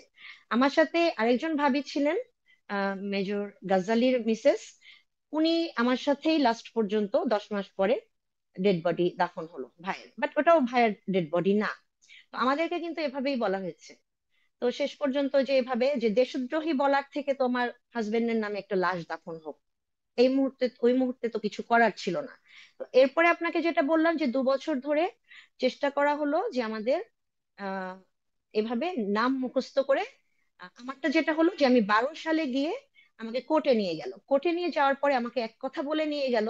ওখানে যাওয়ার পর আমাকে ওগুলো কিছুই বলতে দেওয়া হলো না। আমি যা বলবো পিলখানার অভিজ্ঞতা, আমাকে ওগুলো বলতে তো দেওয়াই হলো না। বরঞ্চ বলতে বললো যে এরা সবাই ছিল, আপনি বলবেন এরা সবাই দোষী। মানে আমি দেখলাম যেটা পুরা অনেক বড় একটা জেলখানার মতো কোর্টের মধ্যে। আমাকে বললো যে এরা সবাই বিদ্রোহী। তো উনারা যেহেতু খুব হইচই করছিল, আমিও ভয় পেয়ে গেছি, আমি তো এরকম কখনো দেখি নাই। ওখান থেকে আমাকে বিডিআর পক্ষের উকিলও আমাকে তখন একটা ডেথ সার্টিফিকেট বের করে বলল যে এই যে ডেথ সার্টিফিকেট, আপনার হাজবেন্ড তো বেঁচে আছে, আপনি যে ডেথ সার্টিফিকেটটা নিয়েছেন তার বয়স 47 বছর, এই সেই ডেথ সার্টিফিকেট। আমি তখন সাথে সাথে ঘুরে আমাদের ওখানে যে মোশাররফ হোসেন কাজল ছিল লয়ার, সবার সামনেই আমি তাকে কোর্টের মধ্যে জিজ্ঞেস করছি যে আর মেজর তারেক ছিল আমার পিছনে দাঁড়ানো ওয়েলফেয়ারের। ওনাকে আমি বললাম যে আমাকে যে ডেথ সার্টিফিকেট দিয়েছেন ওটার মধ্যে তো তানভীরের এই যে লেখা নাই 47 বছর, তানভীরের বয়স তো ছিল 28.5 বছর। 47 বছরে উনার কাছে ডেথ সার্টিফিকেটে লেখা কেন? মানে আমার কাছে ব্যাপারটা একদম অন্যরকম লাগলো। আমি আর ওই ধরনের কথাবার্তাই বললাম না। আমাকে যেগুলো শিখিয়ে বলার চেষ্টা করা হয়েছিল আমি ওখান থেকে চলে আসতে নিলাম। তখন আমাকে বরঞ্চ ভয় দেখালো আহ মোশাররফ হোসেন কাজল, যে আপনাকে তো এখন অ্যারেস্ট করবে, আপনি যে কোর্ট থেকে নেমে আসলেন আপনাকে তখন অ্যারেস্ট করাবে বিডিআর এর উকিল। মানে এমন একটা অবস্থা, আমি আপনাকে ওখানে কি আর বলবো। যাই হোক, আমি কোর্টে পরে আবার উঠে সরি বললাম, সরি বলে তারপরে সেদিন বাসায় আসলাম। বাসায় আসার পর মেজর তারেক আমাকে ফোনে অনেক বকাঝকা করলেন যে আমি একদম সবকিছু নষ্ট করেছি, এরকম ভাবে আমাকে এভাবে এত ভাবে রেডি করে নিয়ে গেল। তার মানে দাঁড়াচ্ছে কি, যে একজন ওয়েলফেয়ারের মেজর আমাকে শিখিয়ে পড়িয়ে দিচ্ছেন যে আমি গিয়ে বিডিআর এর সৈনিকদের বিপক্ষে এভাবে কথা বলবো। তো আমার কথা হচ্ছে ভাই, আমি যাদেরকে শুধুমাত্র দেখেছি আমি তো তাদের কথাই বলবো, এর বাইরে তো কিছু বলবো না। আবার যেখানে আমি নিজ কানে ভিন্ন ভাষী শুনেছি, হিন্দি ভাষা শুনেছি, আমি সেটুকুই বলবো, এর বাইরে তো বলবো না। আবার আমার রুমের ঢুকলো মেজর মোকারম, রুমের বাইরে উনি থাকলেন, অথচ উনার কথা বলাতে গতকালকে রাওয়াতে একটা প্রোগ্রাম ছিল, সেখানে দেখা যাচ্ছে যে ওখানে আলোচনা সভা ছিল। সেই আলোচনা সভায় আপনার স্বাধীন তদন্ত কমিশন আমাদের সাথে আলোচনা সভার জন্য ডেকেছেন যে এই এতদিন কি হয়েছে এগুলো নিয়ে আলাপ আলোচনা হবে। সেখানে দেখা যাচ্ছে নর্মালি আলাপ আলোচনা হচ্ছে, কিন্তু কমপ্লেন করছেন আমাদের শহীদ পরিবারের মুজিব ভাবি, major Mokarram, lieutenant colonel Kamruzzaman, ah, আরেকজন শহীদ পরিবার মানে আরেকজন সুবেদার মুজিবের ছেলে, উনি, এই কয়টা মানুষ আমার জন্য কমপ্লেন করছে যে আমি তাদের জন্য বিভিন্ন জায়গায় প্রোপাগান্ডা ছড়াচ্ছি। তা আমি খুবই আশ্চর্য হলাম যে আমার সাথে যে জিনিসগুলা ঘটেছে, যে আমি যা দেখেছি ওগুলা আমি কোথাও বলতে পারবো না। আমাকে স্টেটমেন্ট দিতে দেয়নি, আমাকে কর্নেল মুজিব ভাবি যে কোনো জায়গায় 9 সালেও স্টেটমেন্ট দিতে দেয়নি। এখন আমি 24 সালের অগাস্টে একটা প্রেস কনফারেন্স ছিল, সেই প্রেস কনফারেন্সে প্রথম 17ই আগস্টের আগে 14ই আগস্টে ওনাকে বললাম যে আমি আমার হাজবেন্ডের ব্যাপারটা এখন রিভিল করতে চাই, যেহেতু আপনারা সবাই জানেন। তখন উনি তো আমাকে বাধা দিলই, ওনার সাথে আরো দুজন ভাবি বললেন। কিন্তু এইখানে বাধা দেওয়াতে উনি চ্যাটিং এর মাধ্যমে বাধা দিয়েছেন, সেই স্ক্রিনশট গুলো আমার কাছে আছে। উনি ভয়েস মেসেজ পাঠিয়েছেন, আচ্ছা, সেগুলো আমার কাছে একটা আছে। জিনিস, এই মাহাপু, আমার একটা কোশ্চেন, যে কর্নেল মুজিবও তো মারা গিয়েছেন তাই না ওই জি বিডিআর হত্যাকাণ্ডের সময়? মানে জি ওনার ওয়াইফ কেন এটা ধামাচাপা দিতে চায়, ওনারা কেন এটার বিচার চায় না?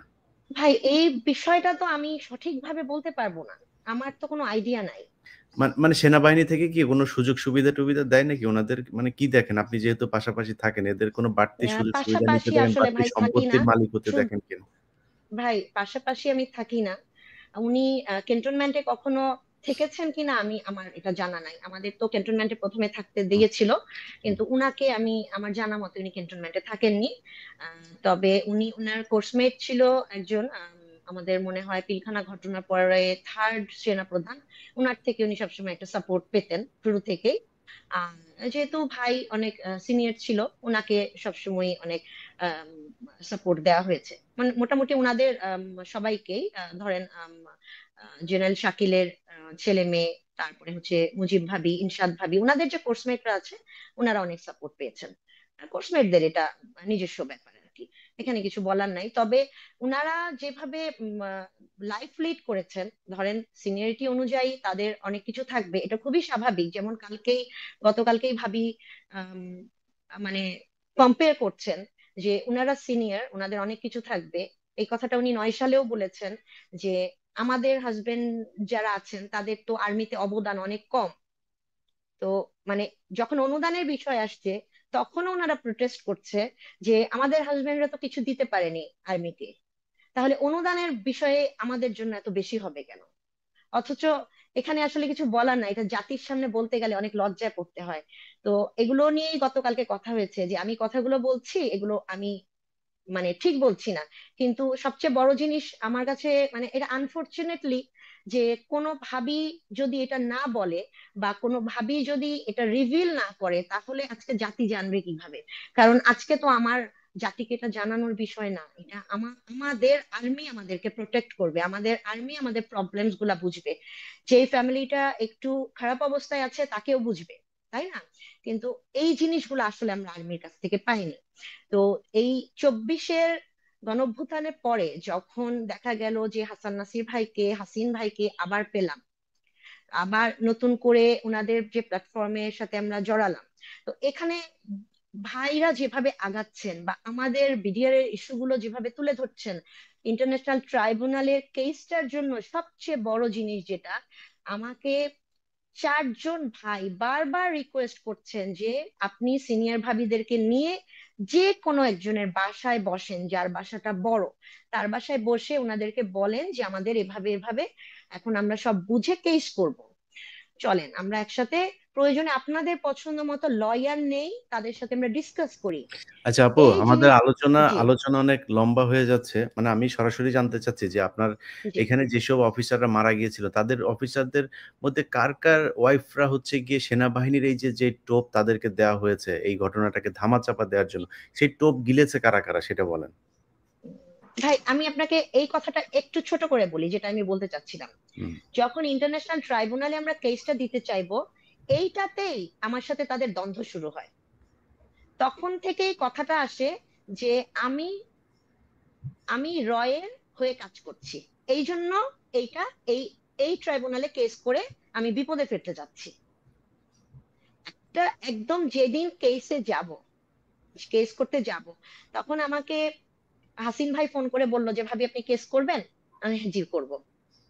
বলে আপনার যদি কোনো ডাউট না থাকে তাহলে আপনি আসেন। আমি ডানে বামে কোথাও তাকাইনি, জানেন ভাই আমি আজও কেস করিনি আচ্ছা, কিন্তু। আপনাকে যে কোয়েশ্চেনটা করেছে আপা সেটা বলেন। জি। আমরা আসলে এত আলোচনায় যাইতে চাচ্ছি না। মানে জি। সেটা কারা? আপনি যেভাবে মানে আমার সাথে যেভাবে কথা বলেন আপনি সেই ওয়েতে বলেন। কারা আপনাকে জি। থ্রেট করছে সেটা বলেন। মুজিব ভাবি, এবং মুজিব ভাবির সাথে হচ্ছে ইনভলভ হচ্ছে গিয়ে এডভোকেট সাকিব, হুম, হ্যাঁ এডভোকেট সাকিবের আম্মু, হুম। তারপরে হচ্ছে অ্যাডভোকেট সাকিব মানে কি ওই যে লবি ভাবি, কর্নেল কি? এলাহি কর্নেল এলাহি। কর্নেল এলাহির ছেলে, তাই তো? জি। ওই যে জি। ডেইলি স্টারে কাজ করে যেটা। হ্যাঁ, ও কথাবার্তা বলাই হচ্ছে ও নিজে বলবে না, ও সবসময় সাথে সুবেদার মেজরের ছেলেকে রাখবে, তাকে দিয়ে বলাবে। হুম, হুম, তো কালকে আমার দুঃখ লেগেছে এটা তাকে নিয়ে, ছেলেটাকে নিয়ে, আমার সন্তানদের নিয়ে কিছু বলার নাই, কারণ ওরা যে বয়সী হোক তারা তো সন্তান। হুম, বাট ভাবিদের কোনো প্রবলেম ছেলেকে দিয়ে বলানো, হ্যাঁ মানে সুবেদার মেজরের ছেলেকে দিয়ে আমাকে ইনসাল্ট করানো, এইগুলা খুব দুঃখজনক, খুবই দুঃখজনক। আর আরেকজন হচ্ছে গিয়ে লেফটেন্যান্ট কর্নেল ইনশাদ ভাবি। হ্যাঁ, মানে আমি হিন্দি ভাষা বলতে পারবো না, স্বীকার করতে পারবো না, এটা হচ্ছে গণঅভ্যুত্থানের পরের কথা। আহ, আমি হচ্ছে কোন জায়গায় শাহিন সিদ্দিকী, তারিক সিদ্দিকীর নাম বলতে পারবো না। আমি এই ইন্টারন্যাশনাল ট্রাইব্যুনালে যখন কেসটা করব, তখনও ওনাদের মধ্যে অনেকেই বলেছে নাম কেটে দিতে, ওনাদের নাম যে সাইন করেছে কেটে দিতে, ওনারা কেস করবে না, এরকমও আছে। জি, সে ব্রিগেডিয়ার হাসান সে- নাসের। যে যেই যেই মেয়ে ফোন করে বলেছে, সেই মেয়ে এবং কর্নেল মুজিবের মেয়ে দুজন মিলে প্ল্যান করে আবার আমার নামে একটা গ্রুপে চ্যাটিং করেছে, কিছু বেশ কয়েকটা চ্যাটিং আছে, তার মধ্যে একটা মেইন যে তারা প্ল্যান করেছে যে কোনো ব্যক্তি যদি জিজ্ঞেস করে যে আমি কেন তাদের থেকে এত দূরে, তাহলে তারা বলবে যে উনি তো অনেক আগে বিয়ে করেছে, এর জন্য আমার সুখের জীবনের জন্য তারা আমাকে দূরে রাখে, যে আমি যেন সুখে শান্তিতে সংসার করতে পারি। আমি আশ্চর্য হলাম যে আমি কি বিয়ে করেছি? কালকে আমি এই কথাটাই স্বাধীন তদন্ত কমিশনকে বলেছি, যে তারা এতটা ডেয়ার যে আমাকে বলে যে আমি নাকি বিয়ে করেছি। মানে তারা আমাকে ইচ্ছা করে সরিয়ে রেখেছে সব জায়গা থেকে। নট অনলি মি, আমাদের জুনিয়র কোনো ভাবিকে তারা মানে একেবারেই আমাদের কাছে আসতে দেয় না, কখনোই দেয় না। জি, আর আপনারা একটা যারা বিষয় ভাই, ভিডিওটা একটা, যারা আজকে এই জি, আমাদের লাইভ যারা দেখছেন তাদেরকে আমি কিছু কথা এখানে যুক্ত করে দেই। সেটা হচ্ছে যে উনি ইলিয়াস ভাই একটা যেমনটি কথা বলছেন। বলতেই হবে। হুম, হুম। আপনি আপনাকে নিয়েও কালকে কথা উঠেছে। হ্যাঁ, আপনাকে নিয়েও গতকালকে বলছে যে আপনি এগুলো ছড়াচ্ছেন, হ্যাঁ আপনি মিথ্যা বলছেন, এটা বন্ধ করতেই হবে। কালকে তদন্ত কমিশনে এটা বলা হয়েছে, এবং যেন আমার আমরা নামও কোনো তুলছে। ইন্টারভিউ দিতে না পারি। হ্যাঁ, ভাইয়ের নাম, হাসান নাসির ভাইয়ের নাম, আমার নাম এবং আপনার নাম। ওদের বললেন যে আমরা আমরা বাপের এবং এর মধ্যে বাপের মেজর খুঁইতে জায়েদী লাশ ভাই বিক্রি ছিলেন। করে আমরা খাই না। ওদেরকে বললেন আমরা ওই বিক্রি হওয়ার পাবলিক এখন না। আমি একটু তানভীর ভাবির সাথে অ্যাড করি। যখন এই বিডিআর এর কমিশন হবে কিনা বা মামলা হবে কিনা এগুলো নিয়ে যখন শহীদ পরিবারের সাথে আমরা যোগাযোগ করছিলাম, তখন মুজিব ভাবি আমার সাথে ফোনে কথা বলেন এবং রীতিমতন ধমকের সাথে বলেন, ভাই আপনি সব সৈনিকদের খুনিদেরকে ছাড়ানোর জন্য আন্দোলন করতেছেন, শহীদ মিনারে যাচ্ছেন, আমাদের তো শুধু শহীদ দিবস দরকার, আমাদের ওইটা পেলেই চলবে। তাই বললাম, ভাবি বলেন কি এটা? এত বড় একটা হত্যাকাণ্ড, আর শহীদ পরিবারের সিনিয়র মোস্ট হিসেবে আপনার দাবি শুধু শহীদ পরিবার, এটা কি করে সম্ভব? স্যার বাংলায় একটা কোশ্চেন করি স্যার। এই মুজিব ভাবির নাকি মানে বিডিআর এর সৈনিকের চাইতে নাকি উনার বয়ফ্রেন্ডের সংখ্যা বেশি। এটা কি সত্যি নাকি? আমি জানি না সত্যিকার অর্থে। আপা জানেন নাকি এটা? আমি এইটা জানি আমি না। এই ব্যাপারে বলেন নাই? আমি তবে অ্যাকচুয়ালি আমার সাথে যে কথা হয়েছে সেটা কথাটা আমি বলতেছি যে, ভাবি আপনারা শহীদ পরিবার সবাইও যদি না চান, তারপরেও আমরা ওই 57 জন অফিসারের কলিগরা দরকার হলে মামলা করব, যারা ফিল এবং করি এই যে যে, হ্যাঁ এদের হত্যাকাণ্ডটা স্বাভাবিক ছিল না। হুম। আপনারা যারা ইচ্ছা করছে আবার বিয়ে করছে, নতুন সংসার করছে, they are gone, but this officers belongs to Bangladesh army, এবং এই দেশের সার্বভৌমত্ব রক্ষার্থে ব্যর্থ হয়ে এবং একটা ষড়যন্ত্রের শিকার হয়ে তারা জীবন হারিয়েছে।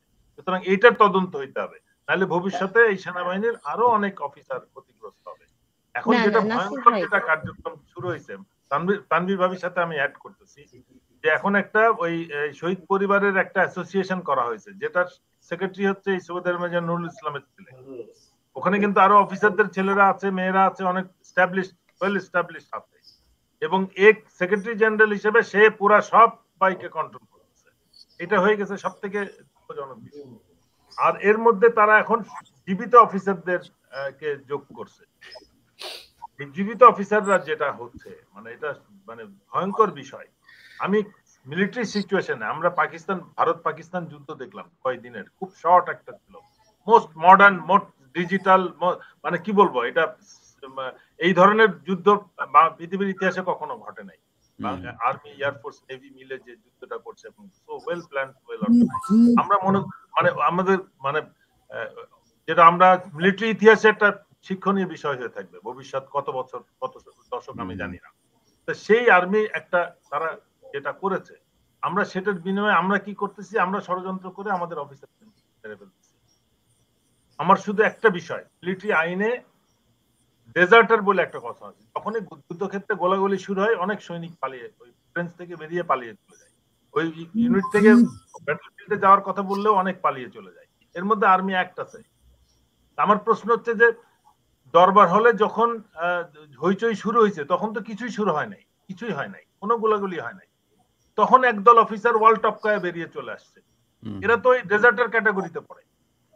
আমার কলিগদের কি অবস্থা আমি খোঁজ নিলাম না, দেখলাম না, আমি অন্য সৈনিকদের আমার ইউনিটে যে একটা অস্ত্র নিয়ে বেরিয়ে আমি এটা প্রতিরোধ করলাম না, এটা তো একটা হিসাবের মধ্যে আসা উচিত। সেকেন্ড বিষয়, একদল অফিসারকে দেখা মাত্র গুলি করে মেরে ফেলছে, তাদের একটা অংশকে নৃশংসভাবে হত্যা করা হয়েছে। একটা দল অফিসারকে সাথে সাথে কোয়ার্টার গার্ডে নেওয়া হয়েছে, ডাক্তারদের যারা সার্জারি তাদেরকে হাসপাতালে ট্রিটমেন্টের কাজে রাখা হয়েছে। আবার একদল অফিসার আছে যারা কোয়ার্টার গার্ডে যায় নাই, যাদেরকে মারা হয় নাই, যারা হাসপাতালে ট্রিটমেন্ট দেয় নাই, এর মধ্যে ডাক্তারও আছে, তারা সৈনিক লাইনে ছিল, নাইলে অফিসার বা সৈনিকদের কোয়ার্টারে। এবং এমনও আছে যে সুবেদার মেজর গফরান, যে একটা হত্যাকাণ্ডের নেতা, এই যতগুলো হত্যাকাণ্ডের নেতৃত্ব দানকারী সুবেদার মেজর গফরানের বাসায় যে ছিল, সে নিজেকে কি করে নির্দোষ দাবি করে? সে এখানে বসে তারেক সিদ্দিকীর সাথে কথা বলতেছে, হাসিনার পিএস এর সাথে কথা বলতেছে, মানে ওখানে মেজর মঈন হাসিন, ওই যে ইভেন্ট ম্যানেজমেন্ট করে, মেজর মঈন তোর নাম, মেজর মঈন নামে একজন, সে যমুনাতে বসা, এরা সবাই কিন্তু যমুনা। এর সাথে এই মেজর জাইদি ওখানে বসে কথা বলছে, ওই সৈনিকের বাসা, ওই গফরানের বাসা। আর সে যদি বলে আমি নির্দোষ, ব্রিগেডিয়ার হাসান আমার নামে বদনাম করতেছে, তাহলে তো সবাইকে ছেড়ে দেওয়া উচিত। ওই বিডিআর এর শত শত লোকজন কেন রয়েছে? ওদেরকে তো জেল থেকে বের করে দেওয়া উচিত। তুমি এবং গল্পে তাদের স্টেটমেন্ট যদি আপনি পড়েন, আপনি হাসবেন না কাঁদবেন। একটা বিদ্রোহের ঘটনার স্টেটমেন্ট দিচ্ছে যে আমাকে মারতে মারতে নিয়ে গেল, মানে একটা ডাক্তার তার মাথা ফাটার গল্প বলতেছে 15 মিনিট একটা চ্যানেলে, টিভি চ্যানেলে, প্রফিউজলি রক্ত বেরোচ্ছে, মাথা ফাটায় রক্ত বের করে দিচ্ছে, কিন্তু সে কোনোদিন ন্যাশনাল কমিশনের সামনে আসে না স্টেটমেন্ট দিতে। সে এখন কিন্তু ইউটিউবে সিরিজের পর সিরিজ কথাবার্তা বলতেছে। তুমি এত বড় দুঃসাহসী ডাক্তার, তুমি কমিশনের সামনে এসে বক্তব্য দাও নাই কেন? এখন ওইটাই আমরা প্রতিটা ধাপে ধাপে দেখছি যে বিশেষ করে পিলখানা হত্যাকাণ্ডের যারা শিকার, যাদেরকে আমরা শহীদ বলে ডাকি, অবশ্যই এখানে অনেক মানে বেশিরভাগই শহীদই ছিলেন, তারা বীর, এই জাতির বীর সন্তান। কিন্তু এখানে কয়েকজন, বিশেষ করে কর্নেল মুজিবের কথা, সে তো নিজে সরাসরি ভারতের সাথে এই কনস্পিরেসির সাথে জড়িত।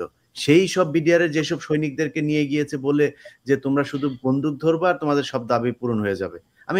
আমি প্রায় 20 জন সেনা এই বিডিআর সদস্যের কাছে এই একই বক্তব্য শুনেছি, যে তাদের মিটিং গুলোতে কর্নেল মুজিব আর আরেকজন হচ্ছে ওই যে ওর নাম কি, শামস, এই দুইজন থাকতেন। হ্যাঁ, এই দুইজন থাকতেনই। তো এখন মুজিবের স্ত্রী তো জানেন যে তার স্বামীর সাথে ভারতের যে কানেকশন, বিডিআর পিলখানার ঘটনার মূল হোতা কি। So colonel Mujib, Mrs Mujib, তিনি কখনোই চাবেন না তার স্বামীর হত্যার বিচার, কারণ তার স্বামীর হত্যার বিচার চাইতে গেলে তার এখন যে তিনি আলিশান জীবনযাপন করছেন, তার বুড়ো বয়সেও আপনার সুগার মামি সেজে তারপরে ছেলেদেরকে টাকা পয়সা দিচ্ছেন, আর্মির টাকা পয়সা খাচ্ছেন, ভারতের টাকা খাচ্ছেন, আওয়ামী লীগের টাকা খাচ্ছেন, তারেক সিদ্দিকীর বউয়ের টাকা পয়সা খাচ্ছেন, সেটা তো খাইতে পারবেন না। এই কারণে ওনারা এখন মিটিং মিছিলে গিয়া ওই অ্যাডভোকেট সাকিবকে নিয়ে তারপরে আমাদের সাথে। তো আপনাদের বলি যে আপনারা বিডিআর এর পোলাপান পাইলে কিন্তু পিডাবে, কিন্তু আপনাদের এখানে ওইখানে যায় এইসব সংবাদ সম্মেলন করতে যায় না। বিডিআর খুব ক্ষেপে আছে, এরা বের হচ্ছে, এদের জীবন ধ্বংস করে দিয়েছেন আপনারা। সো এদের ভিতরে আগুন জ্বলছে। ইলিয়াস ভাই, গতকালকে মানে যেখানে আমি প্রথম থেকে লাইফ রিস্কে আছি আমার বাচ্চাদেরকে নিয়ে, সেখানে বলছে তারা লাইফ রিস্কে আছে। মানে আপনার কথাবার্তা বা আমি বিডিআর এর সৈনিকদের সাথে কথাবার্তা বলি, কালকে সুবেদার মেজরের সন্তান বলছে যে আমি কেন খুনিদের কাছে নিয়ে যাওয়ার জন্য তাকে প্রেসার করছি, অথচ সেই ছেলেটার সাথে আমি কখনো কথাই বলি না। হ্যাঁ, মানে ওর বডি ল্যাঙ্গুয়েজটা ভালো না, এই জন্য আমি তার কাছে মানে একেবারেই তার কাছে না। যাই হোক, আমরা ভাই কালকে যে ঘটনাটা ঘটছে তানভীর ভাবির সাথে, এটাও আমি মনে করি ওখানে যারা উপস্থিত মানে রাওয়ার যারা অফিসিয়াল ছিল তাদের জন্য এটা লজ্জাজনক যে তানভীর ভাবির হাত থেকে মাইক নিয়ে নিচ্ছে ওই সুবেদার মেজরের ছেলে এবং রাওয়াতে বসে শহীদ হতে পারে। আমি বললাম তো যে তার অ্যাটলিস্ট তার এইটুকু রেসপেক্ট জ্ঞান থাকা উচিত। এবং ওখানে শহীদ এই যে তথাকথিত বেঁচে যাওয়া অফিসাররাও ছিল, যে যারা সৈনিক লাইনে ছিল বা সৈনিকের বাসায় ছিল, শামসের মতো গল্প বানাইছে, তাদের গল্পের মধ্যে সবাই ওই টিভি দেখছে, চানাচুর খাইছে আর পানি খাইছে, মানে এই গল্প মানে হতাশ করা গল্প, যে বাইরে তার কলিগদেরকে কোপায় কোপায় হত্যা করা হচ্ছে আর তারা সৈনিকের বাসায় বসে চানাচুর আর খাচ্ছে। এই গল্পের একটা বিহিত হওয়ার জন্য আমরা চাই একটা সঠিক তদন্ত হোক। কর্নেল হাসিনুর, আমি কোনো সম্ভাবনা দেখছি না ভাই, আমি কোনো সম্ভাবনা দেখছি না। আবারও আমাদের অনেকদিন অপেক্ষা করতে হবে সঠিক বিডিআর হত্যার সঠিক বিচার। আমি কেন বলতেছি তানভীর ভাবি, একটু শুনেন। এই মেজর মইনুল সে প্রধানমন্ত্রীর সমস্ত অনুষ্ঠান, আওয়ামী লীগের সময়ের যত রকম মানে ভিআইপি টাইপের যত বড় বড় ইভেন্ট, মেজর মইনুলের ইভেন্ট টাচ নামে একটা অর্গানাইজেশন করতো, এবং সেই মেজর মইনুল 25শে ফেব্রুয়ারি শহীদ দিবসের রাওয়ার প্রোগ্রাম সে অর্গানাইজ করছে। Can you believe it? অগস্ট মাসের কতদিন পরে এটা? 25 ফেব্রুয়ারি 2025। তার মানে তো আম- সবখানে এখন ওরাই চলতেছে, এবং জি তার কারণে এরা বলতে চাচ্ছে যে আমার ওই ভিডিওতে বলতেছে যে আমি বিডিআর বিদ্রোহ নিয়ে অনেক কথা বলছি। আমি বলতেছি আমার স্বার্থ যে এই অফিসার গুলা, আমি এর আগেও মিডিয়াতে বলেছি, এই 57 জন অফিসারের মধ্যে আমার চাকরির কারণে, আমি ইউনিটে চাকরি করেছি, স্কুলে 3বার ইনস্ট্রাক্টর ছিলাম, এই যে বলেছি 6-7টা ইউনিট কমান্ড, 6টা ইউনিট কমান্ড করেছি, 5টা ইউনিট কমান্ড করেছি। এই ইউনিটের এত অফিসারের পরিচিতি, ইনফ্যান্ট্রি ডিভিশন ব্রিগেডের চাকরি করেছি, এর কারণে আমার একটা বিরাট একটা সার্কুলার, এই 40 জন অফিসার কমপক্ষে তা আমার সাথে সরাসরি চাকরি করেছে, তারা বিডিআর হত্যার শিকার। আমার সাথে এই হত্যাকাণ্ডের অ্যাটাচমেন্ট এইটুকুই, যে I know this officers personally, আমার কিন্তু আর কোনো অ্যাটাচমেন্ট নাই। কিন্তু আমার কষ্ট লাগে যখন দেখি যে মেজর মোকাররম 25 তারিখে সকালবেলা 9:30টার আগে সে ডিউটি শেষ করে তার রুমে এসে মানে ডিজিএফআই এর অফিসারদের সাথে কথা বলতেছে, এবং তারপরে সে তানভীর ভাবির ঘরে ঢুকতেছে, এবং তানভীর ভাবিকে যখন মারতে মারতে বের করে নিয়ে যাচ্ছে, তখন সে ওই হিন্দিভাষী ওদেরকে বলছে, বা তার সাথে বিডিআর এর সৈনিকদেরকে বলতেছে যে খোলা জায়গায় না মহিলার গায়ে হাত দেওয়া যাবে না। তার মানে সে কি বলতে চাচ্ছে? তার মানে ঘরের ভিতরে তুমি যা খুশি তাই করতে পারতা, তুমি বাইরে নিয়ে করো না। এটা কতখানি অপমানজনক একটা অফিসারের জন্য একটা কথা, একটা মহিলার না জন্য যাই হোক, বলতে পারে। এগুলো তারা এই নোংরামি দ্বারা যত করতে থাকবে না না, বাট এরা এখন এই যে রাওয়াতে বসে সম্মান এখন ততই নষ্ট গলাবাজি হবে। করতেছে, হুম। দে শুড এবং বি ইন কালকে জেল। আমাকে তারা সে ধরতে চেয়েছে এটার জন্য, গতকালকে। হুম। তাদেরকে মানে আমি স্ট্রেট ওয়ে যারা সৈনিক লাইনে বা সৈনিকের কোয়ার্টারে ছিল, অবশ্যই they were part of this, এই বিদ্রোহ হত্যাকাণ্ড। এই তাদেরকে কোর্ট মার্শালের মাধ্যমে তারা নিজেদেরকে নির্দোষ প্রমাণ করবে যে আমি ওখানে ছিলাম। শামস অবশ্যই দায়ী, কিন্তু তার সাথে বাকি যারা জীবিত বেরিয়েছে 2 দিন পরে, তাদেরকে প্রমাণ করতে হবে যে আমি কোয়ার্টার গার্ডে ছিলাম না, আমি সৈনিক লাইনে বা সৈনিকের কোয়ার্টারে ছিলাম নিরাপদে, কোথায় কোথায় তাদেরকে ছিলেন? অবশ্যই নির্দোষ প্রমাণ করতে হবে। জি জি, কোথায় ছিলাম? জি, কর্নেল হাসিনুর, আপনাকে দিয়ে শেষ করি। আপনি একটু বলবেন যে এই সেনাবাহিনী দিয়ে আমাদের মানে চারিদিকে যা হচ্ছে, আপনাদের ভেতরে নিজেদের অফিসারদের হত্যার বিচারই আপনারা নিজেরা করতে পারছেন না। সেটা আপনার টাকা পয়সা দিয়ে বিক্রি হয়ে যাচ্ছেন। তো আমরা অ্যা পাহাড়ে একটা বিশাল সমস্যার মধ্যে আসলে এখন আছি। আমাদের ফেনী থেকে পরের ১০ টা জেলা আমাদের সাথে থাকবে কিনা সেই প্রশ্ন এখন অনেকে করছেন। এই পরিস্থিতিতে এই সেনাবাহিনীর আসলে কি করা দরকার? আমরা সেনাবাহিনী নিয়ে সমালোচনা করলেও এদের উপরই আসলে আমাদের আস্থা রাখতে হবে। এবং এখানে অসংখ্য দেশপ্রেমিক মানুষ আছেন যারা কর্নেল মুজিব কিংবা অন্যান্য যারা আছেন এই কালপিট গুলো তাদের মতো ছিলেন না। সেই অফিসাররা এখন কি করা উচিত? সেনাবাহিনীর মানে সামনের পলিসিটা কি হবে? ইলিয়াস ভাই দেখেন, ওই যারা ছিল পুলিশ কর্মকর্তা এই 24 নির্বাচন বা 18 নির্বাচনে যারা ছিল, তাদেরকে আইনের আওতায় আনা হয়েছে। আমি বিশ্বাস করি আগামী যে নির্বাচন কমিশনারগুলি আইনের আওতায় নেওয়া হবে। তা আমি মনে ওই সময় যারা জেনারেল অফিসার কমান্ডিং ছিলেন, এদেরকে আইনের আওতায় নেওয়া উচিত। এবং এই যে আমাদের যে বর্বরতা হলো জুলাই আগস্ট বর্বরতায়, এখানে যারা দায়িত্বশীল ছিলেন তাদেরকে আইনের আওতায় আনতে হবে। যারা গুম খুনের আলামত নষ্ট করছে তাদেরকে দায়িত্বহীনতা অব্যাহতি দিতে হবে। নতুন রক্ত, নতুন ব্লাড হবে অফিসার জেনারেল, তারা এই দায়িত্ব পালন করবে ইনশাআল্লাহ। আর হিল ট্যাক্সের ইস্যুতে আমি মনে করি আমাদের উচিত জরুরি ভিত্তিতে মিরসরাই যে 900 একর জমি দেওয়া হয়েছে ভারতকে, এটা বাতিল করা উচিত। বাতিল করে একটা ব্যাটালিয়ন, একটা ব্রিগেড ওখানে রেজ করা উচিত। আমি বলবো যে আমাদের ডিফেন্স মিনিস্টার কি, যে ডক্টর ইউনূস, আমি ওনাকেই দোষারোপ করবো। উনি ওনার দায়িত্ব পালন করতেছেন না। গত 9 মাসে উনি কি করছেন? আমরা এখনো আমি বরখাস্ত, খালি ব্রিগেডের আর্মি ছাড়া আমরা সবাই বরখাস্ত। আমরা নিপীড়িত নির্যাতিত লোক, আমাদের কিছু হয় নাই। বাকি কি হবে? কার কি হবে? জনগণের কি হবে? কিছুই হয় নাই। আপনি ডিফেন্স মিনিস্টার, দায়িত্ব, অনেক দায়িত্ব আপনার। যোগ্য ব্যক্তিকে দেন, আপনি তো ডুবাবেন আমাদের। আমাদের অনেক কিছু সেনাবাহিনীতে ক্রয় করার ব্যাপার আছে। আমরা দেখলাম তো পাক ভারত যুদ্ধে আমাদের কি আছে। তার মধ্যে মায়ানমার ইস্যুতে আপনার এই যে আরাকানের জন্য করিডোর স্পেস, নানা রকম সমস্যা আছে। আমি বলবো ডক্টর ইউনূসকে বিশেষ দৃষ্টি দেন। দেশের অনেক কিছু করার কথা। একটা জাতি, একটা বিপর্যয়, হাসিনা ফ্যাসিস্টকে প্রতিষ্ঠিত করতে আপনাকে উচিত একটা জঙ্গি কমিশন করুন, নিরীহ জনগণকে মুক্তি দেন। এই যে আমাদের মেজর জিয়া, মেজর জাহিদিকে মারা হলো হ্যান্ডকাপ লাগানোর পরে, মেজর স্টাফ কলেজ করা, 2টা স্টাফ কলেজ করা, তাকে হ্যান্ডকাপ লাগাইয়া তাকে মারা হলো পরিকল্পিতভাবে। তার পরিবারকে নির্যাতন নিপীড়ন অনেক কিছু করা হয়েছে। একজন সেনাপ্রধান ছিলেন তখন, জেনারেল বেলাল। এই মেরুনহীন জেনারেলরা দেশটাকে ধ্বংস করে দিয়েছে। আমরা চাই যাদের মধ্যে একটু আনুগত্যের অভাব আছে, ডক্টর ইউনূস বলিষ্ঠ পদক্ষেপে এদের বের করে দেন। আমি জাস্ট বলবো বের করে দেন। আমি আমার সেনাপ্রধানকে দেখতে চাই না উনি ঢাকেশ্বরী মন্দিরে যাবেন, এটা তার কাজ না। ওনার উচিত প্রাক্তন সেনাপ্রধানের সাথে কথা বলবেন, আলোচনা করবেন, জ্ঞান অর্জন করবেন, এই সময় কি করা উচিত কি করা উচিত না, সিনিয়র অফিসারদের বসে গল্প করবেন, জ্ঞান অর্জন করে উনি শক্তিশালী হবেন। উনি যাদের রিউমার এখন আছে বাজারে, ডিএমআই, কমান্ডেন্ট, এএসইউ, এদের বক্তব্য নিয়ে চলেন।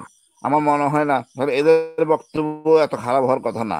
দর্শন, উনি তো নিজের মধ্যে থাকার কথা। অনেক অনিয়ম হয়েছে, রাজনীতিকরণ হয়েছে সেনাবাহিনী, ওখান থেকে বের করে আনতে হবে। উনি তো চাচ্ছেন না, উনি 9/11 জিউসিরই চেঞ্জ করেন নাই, উনি 9/11 জিউসিকে চেঞ্জ করেন নাই। তা আমি আর কি বলবো ভাই, এটা ডক্টর ইউনূসের দেখা উচিত, না করে আমাদের বিপদ পড়তে হবে। জরুরি, হ্যাঁ, সম্মানজনক অপরাধী না হন, করবেন না, কারো অন্যায় কারো দরকার নাই। যোগ্য, আমরা তো জানি জুলাই আগস্টকে সেনাবাহিনীগুলি ছুড়ে নাই, এক সময় উনি ছুড়েন নাই, বন্ধ করছেন, এই জন্য উনি প্রশংসার দাবিদার। কিন্তু যারা করেছেন তারা একদম মাপ পাবে না, মাপ পাওয়ার কোনো অবকাশ নাই। পুলিশকে সবাই ধরা হচ্ছে, আমাদের আর্মি কয়জন ধরছেন? একমাত্র জিয়াউল হাসান নো, সবাইকে ধরতে হবে। ছাড়, আমাদের যত সংস্কার করব, যত এদেরকে বের করে দিব, তত আমরা পরিশুদ্ধ হব। আমার মনে হয় ভাই, এই যে সংস্কার চিল্লাচিল্লি করছি কার জন্য? এই সেনাবাহিনী জন্য, যেন সেনাবাহিনী আগামী রাজনীতিবিদদের কাছে ক্ষতিগ্রস্ত না হয়। আগামী রাজনীতি নেতারা যেন আমাদেরকে সেনাবাহিনীকে রাজনীতির হাতিয়ার না বানায়। আমরা তো হয়েছি লাঠিয়াল। যত জেনারেল দেখেন সেনাপ্রধান বা জেনারেল যারা সেনাবাহিনীর, ম্যাক্সিমাম লাঠিয়াল। আওয়ামী লীগের লাঠিয়াল ছিল, আমরা লাঠিয়াল হতে চাই না। সুতরাং আমি মনে করি ওই সকল আইন সংস্কার করুন। সেনাবাহিনী জনগণের সেনাবাহিনী, জনগণের পাশে থাকবে, এবং সেনাবাহিনী নিয়ে থাকবে, প্রশিক্ষণে দুর্ধর্ষ হবে। এই বাংলাদেশের সেনাবাহিনীর নাম নিলে ভারত কাঁপবে, মায়ানমার কাঁপবে, আরাকান আর্মি কাঁপবে। আমাদের সেই পর্যায়ে নিয়ে আসেন। কিন্তু ওই বেল খুলে দিয়ে আর ওই ভাত খাবেন 2 বেলা, এইসব দর্শন বাদ দেন। Let us go back. অন্তত মিনিমাম 2 দিন রুটি খান, অভ্যাস করি, অভ্যাসটাই আমাদের প্রশিক্ষণ। আমি এইটাই বলবো, দোষী ব্যক্তিদের শাস্তি দিন, মেজর জিয়াকে সম্মানে আইনে আওয়ামী দোসরদের, ফ্যাসিস্টদের মুখ উন্মোচন করুন। অসংখ্য আমি অনুরোধ করবো যে ভাই, আপনি একটু কাইন্ডলি ওই বসিলা হুজুরকে আনেন, আমাকে আনেন, জিয়ার বিষয় নিয়ে আলোচনা করি, যে জিয়া আসলে কতখানি অপরাধ ছিল, জিয়াকে আনেন। এখন জিয়া বিদ্রোহের কথা বলে, বিদ্রোহ তো আমিও ছিলাম।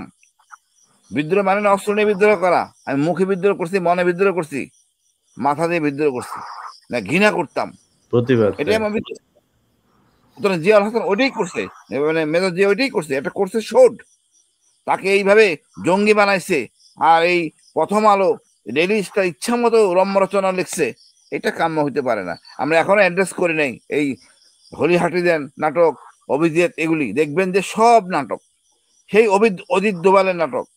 আমি দুঃখের সাথে খুব লজ্জা লাগে, আমাদের বড় দল বিএনপি, আমাদের সালাউদ্দিন ভাই আছেন, উনি যদি মামলা করতেন আইসিডিতে, তাহলে আমরা এই ভারতের মোদি থেকে শুরু করে অজিত দোভাল সবাইকে আইনে আনতে পারতাম। পুরো বিশ্ব দেখতো ভারত কত নগ্ন, শুধু হাসিনা না, ভারত কত নগ্ন। ওনার ক্ষতিপূরণ দেওয়া দরকার, ভারত সরকারকে ক্ষতিপূরণ দেওয়া দরকার। উনি যে ভিআইপি হালে ছিলেন, বিভিন্ন নারী টারি নিয়ে সেখানে ফুর্তিতে 5 স্টার হোটেলে রাখা হয়েছিল, ওনার উল্টো ক্ষতিপূরণ দিবে। উনি মামলা করবে কেমনে ভাই? আমার শুক্রবারের বালিকে আমি খুঁজে পাচ্ছি না। এটা করলে আমরা আটকাতে পারি। ভারত যে আমাদের ডোমেস্টিক ব্যাপারে ইন্টারফেয়ার করছে, আমাদের সেনাবাহিনী সব কিন্তু খারাপ না, এদিকে খারাপ বানানো হয়েছে, তারপরে ব্ল্যাকমেল করা হয়েছে। তারপরে বলবো, ডক্টর ইউনূস, আপনি আমাদের ডিফেন্স মিনিস্টার, অনুগ্রহপূর্বক অ্যাড্রেস করেন সবাইকে। হাসান নাসির স্যারের মতো আমি ইনফেন্ট্রি অফিসার কখনো আর্টিলারি অফিসার দেখতে পারে না। এত বেশি ক্যালকুলেশন করে বিরক্ত হয়ে যায়। আমরা কোনো চিন্তা ভাবনা ছাড়াই আমরা সিদ্ধান্ত নেই। কিন্তু আমি স্বপ্রণীত ভাবে হাসান নাসির আনুগত্য মেনে কাজ করি একসাথে। আমি গর্বিত ওনার মিসেস সহ এই বিপ্লবে ছিলেন। ইলিয়াস ভাই ওনার মিসেস হাসপাতালে গেছেন, কত কষ্ট করছেন, যেটা আমার মিসেসকে আমি নিজে আমার নিজেরই দুঃখ লাগতেছিল এই গরম ব্যবসা গরমের মধ্যে। ডক্টর ইউনূসকে বলবো আমাদের সেনাবাহিনীকে অ্যাড্রেস করতে। অনেক অফিসার নির্যাতন নিপীড়িত হয়েছে, আর যারা আজকে দেখেন জেনারেল যারা এদেরকে অত্যাচার নিপীড়ন করছে তাদের ডকুমেন্ট দেখেন তারা কি করছে। তা আমি মনে করি এত দেরি করলে আমরা অস্থির হয়ে যাব, আমরা আবার হয়তো দেখা যাবে যে আমি যে কাম্য না হয়তো যাচ্ছি রাজপথে। আমাদের এই আর্মি আমাকে প্রেস ক্লাব চিনাইছে, এই আর্মি আমাকে বাধ্য করছে শহীদ মিনারের কথা বলতে। এই আর্মির জন্য এই যে ভাবি রাজপথে দাঁড়াইছেন, ওনার স্বামী মারা গেছেন নিপীড়িত নির্যাতিত, আর একটা বেয়ারিশ লাশ এনে বলতে এটা আপনি স্বামী বলেন, কত বড় অপমান। আমার তো খুন করতে ইচ্ছে করতেছে এই সকল জেনারেলদের। আমি জেনারেল মবিন মাইনু কি বলে ওই সময় যিনি ছিলেন মাইনুল মইনু আহমেদ, একে মাফ করবো না, হাসিনাকে মাফ করবো না। কতটা নরপিশাচ হইতে পারে, আর আজকের জেনারেলরা এটাকে অন করতেছে। আমি লজ্জিত ইলিয়াস ভাই এত ইমোশন হয়ে কথা বলার জন্য। জি, আমি আমার নিজের অবশ্যই এটা আমাদের অনেক দুর্ভাগ্যের ব্যাপার। আমরা সেনাবাহিনীকে নিয়ে কোনো সমালোচনায় যেতে চাই না। কিন্তু সেনাবাহিনীর জি অফিসারদেরকে আমরা যেটা বলব যে ভাই আপনাদেরকে ঠিক হইতে হবে। আপনি বিডিআর বিদ্রোহের বিচারের সাথে এই দেশের অনেক কিছু জড়িত। সো সেটাকে আপনাকে সঠিকভাবে এই বিচার করতে হবে। তদন্তে যারা আছেন সেই কমিশনকে সঠিকভাবে কাজ করতে দিতে হবে। এখানে ধানাই-ফানাই করে তারপরে কমিশনের মেম্বারদেরকে দিয়ে যা মনে চায় তাই একটা রিপোর্ট পেশ করে দেবেন, আমরা সেটা মেনে নেব না, এই দেশের মানুষ মানবে না। এবং আগের সেই দিন নাই যে আইএসপিআর যা বলবে সেটাই বাংলাদেশের গণমাধ্যম চালায় দেবে, আমরাও সেই অনুযায়ী কাজ করব।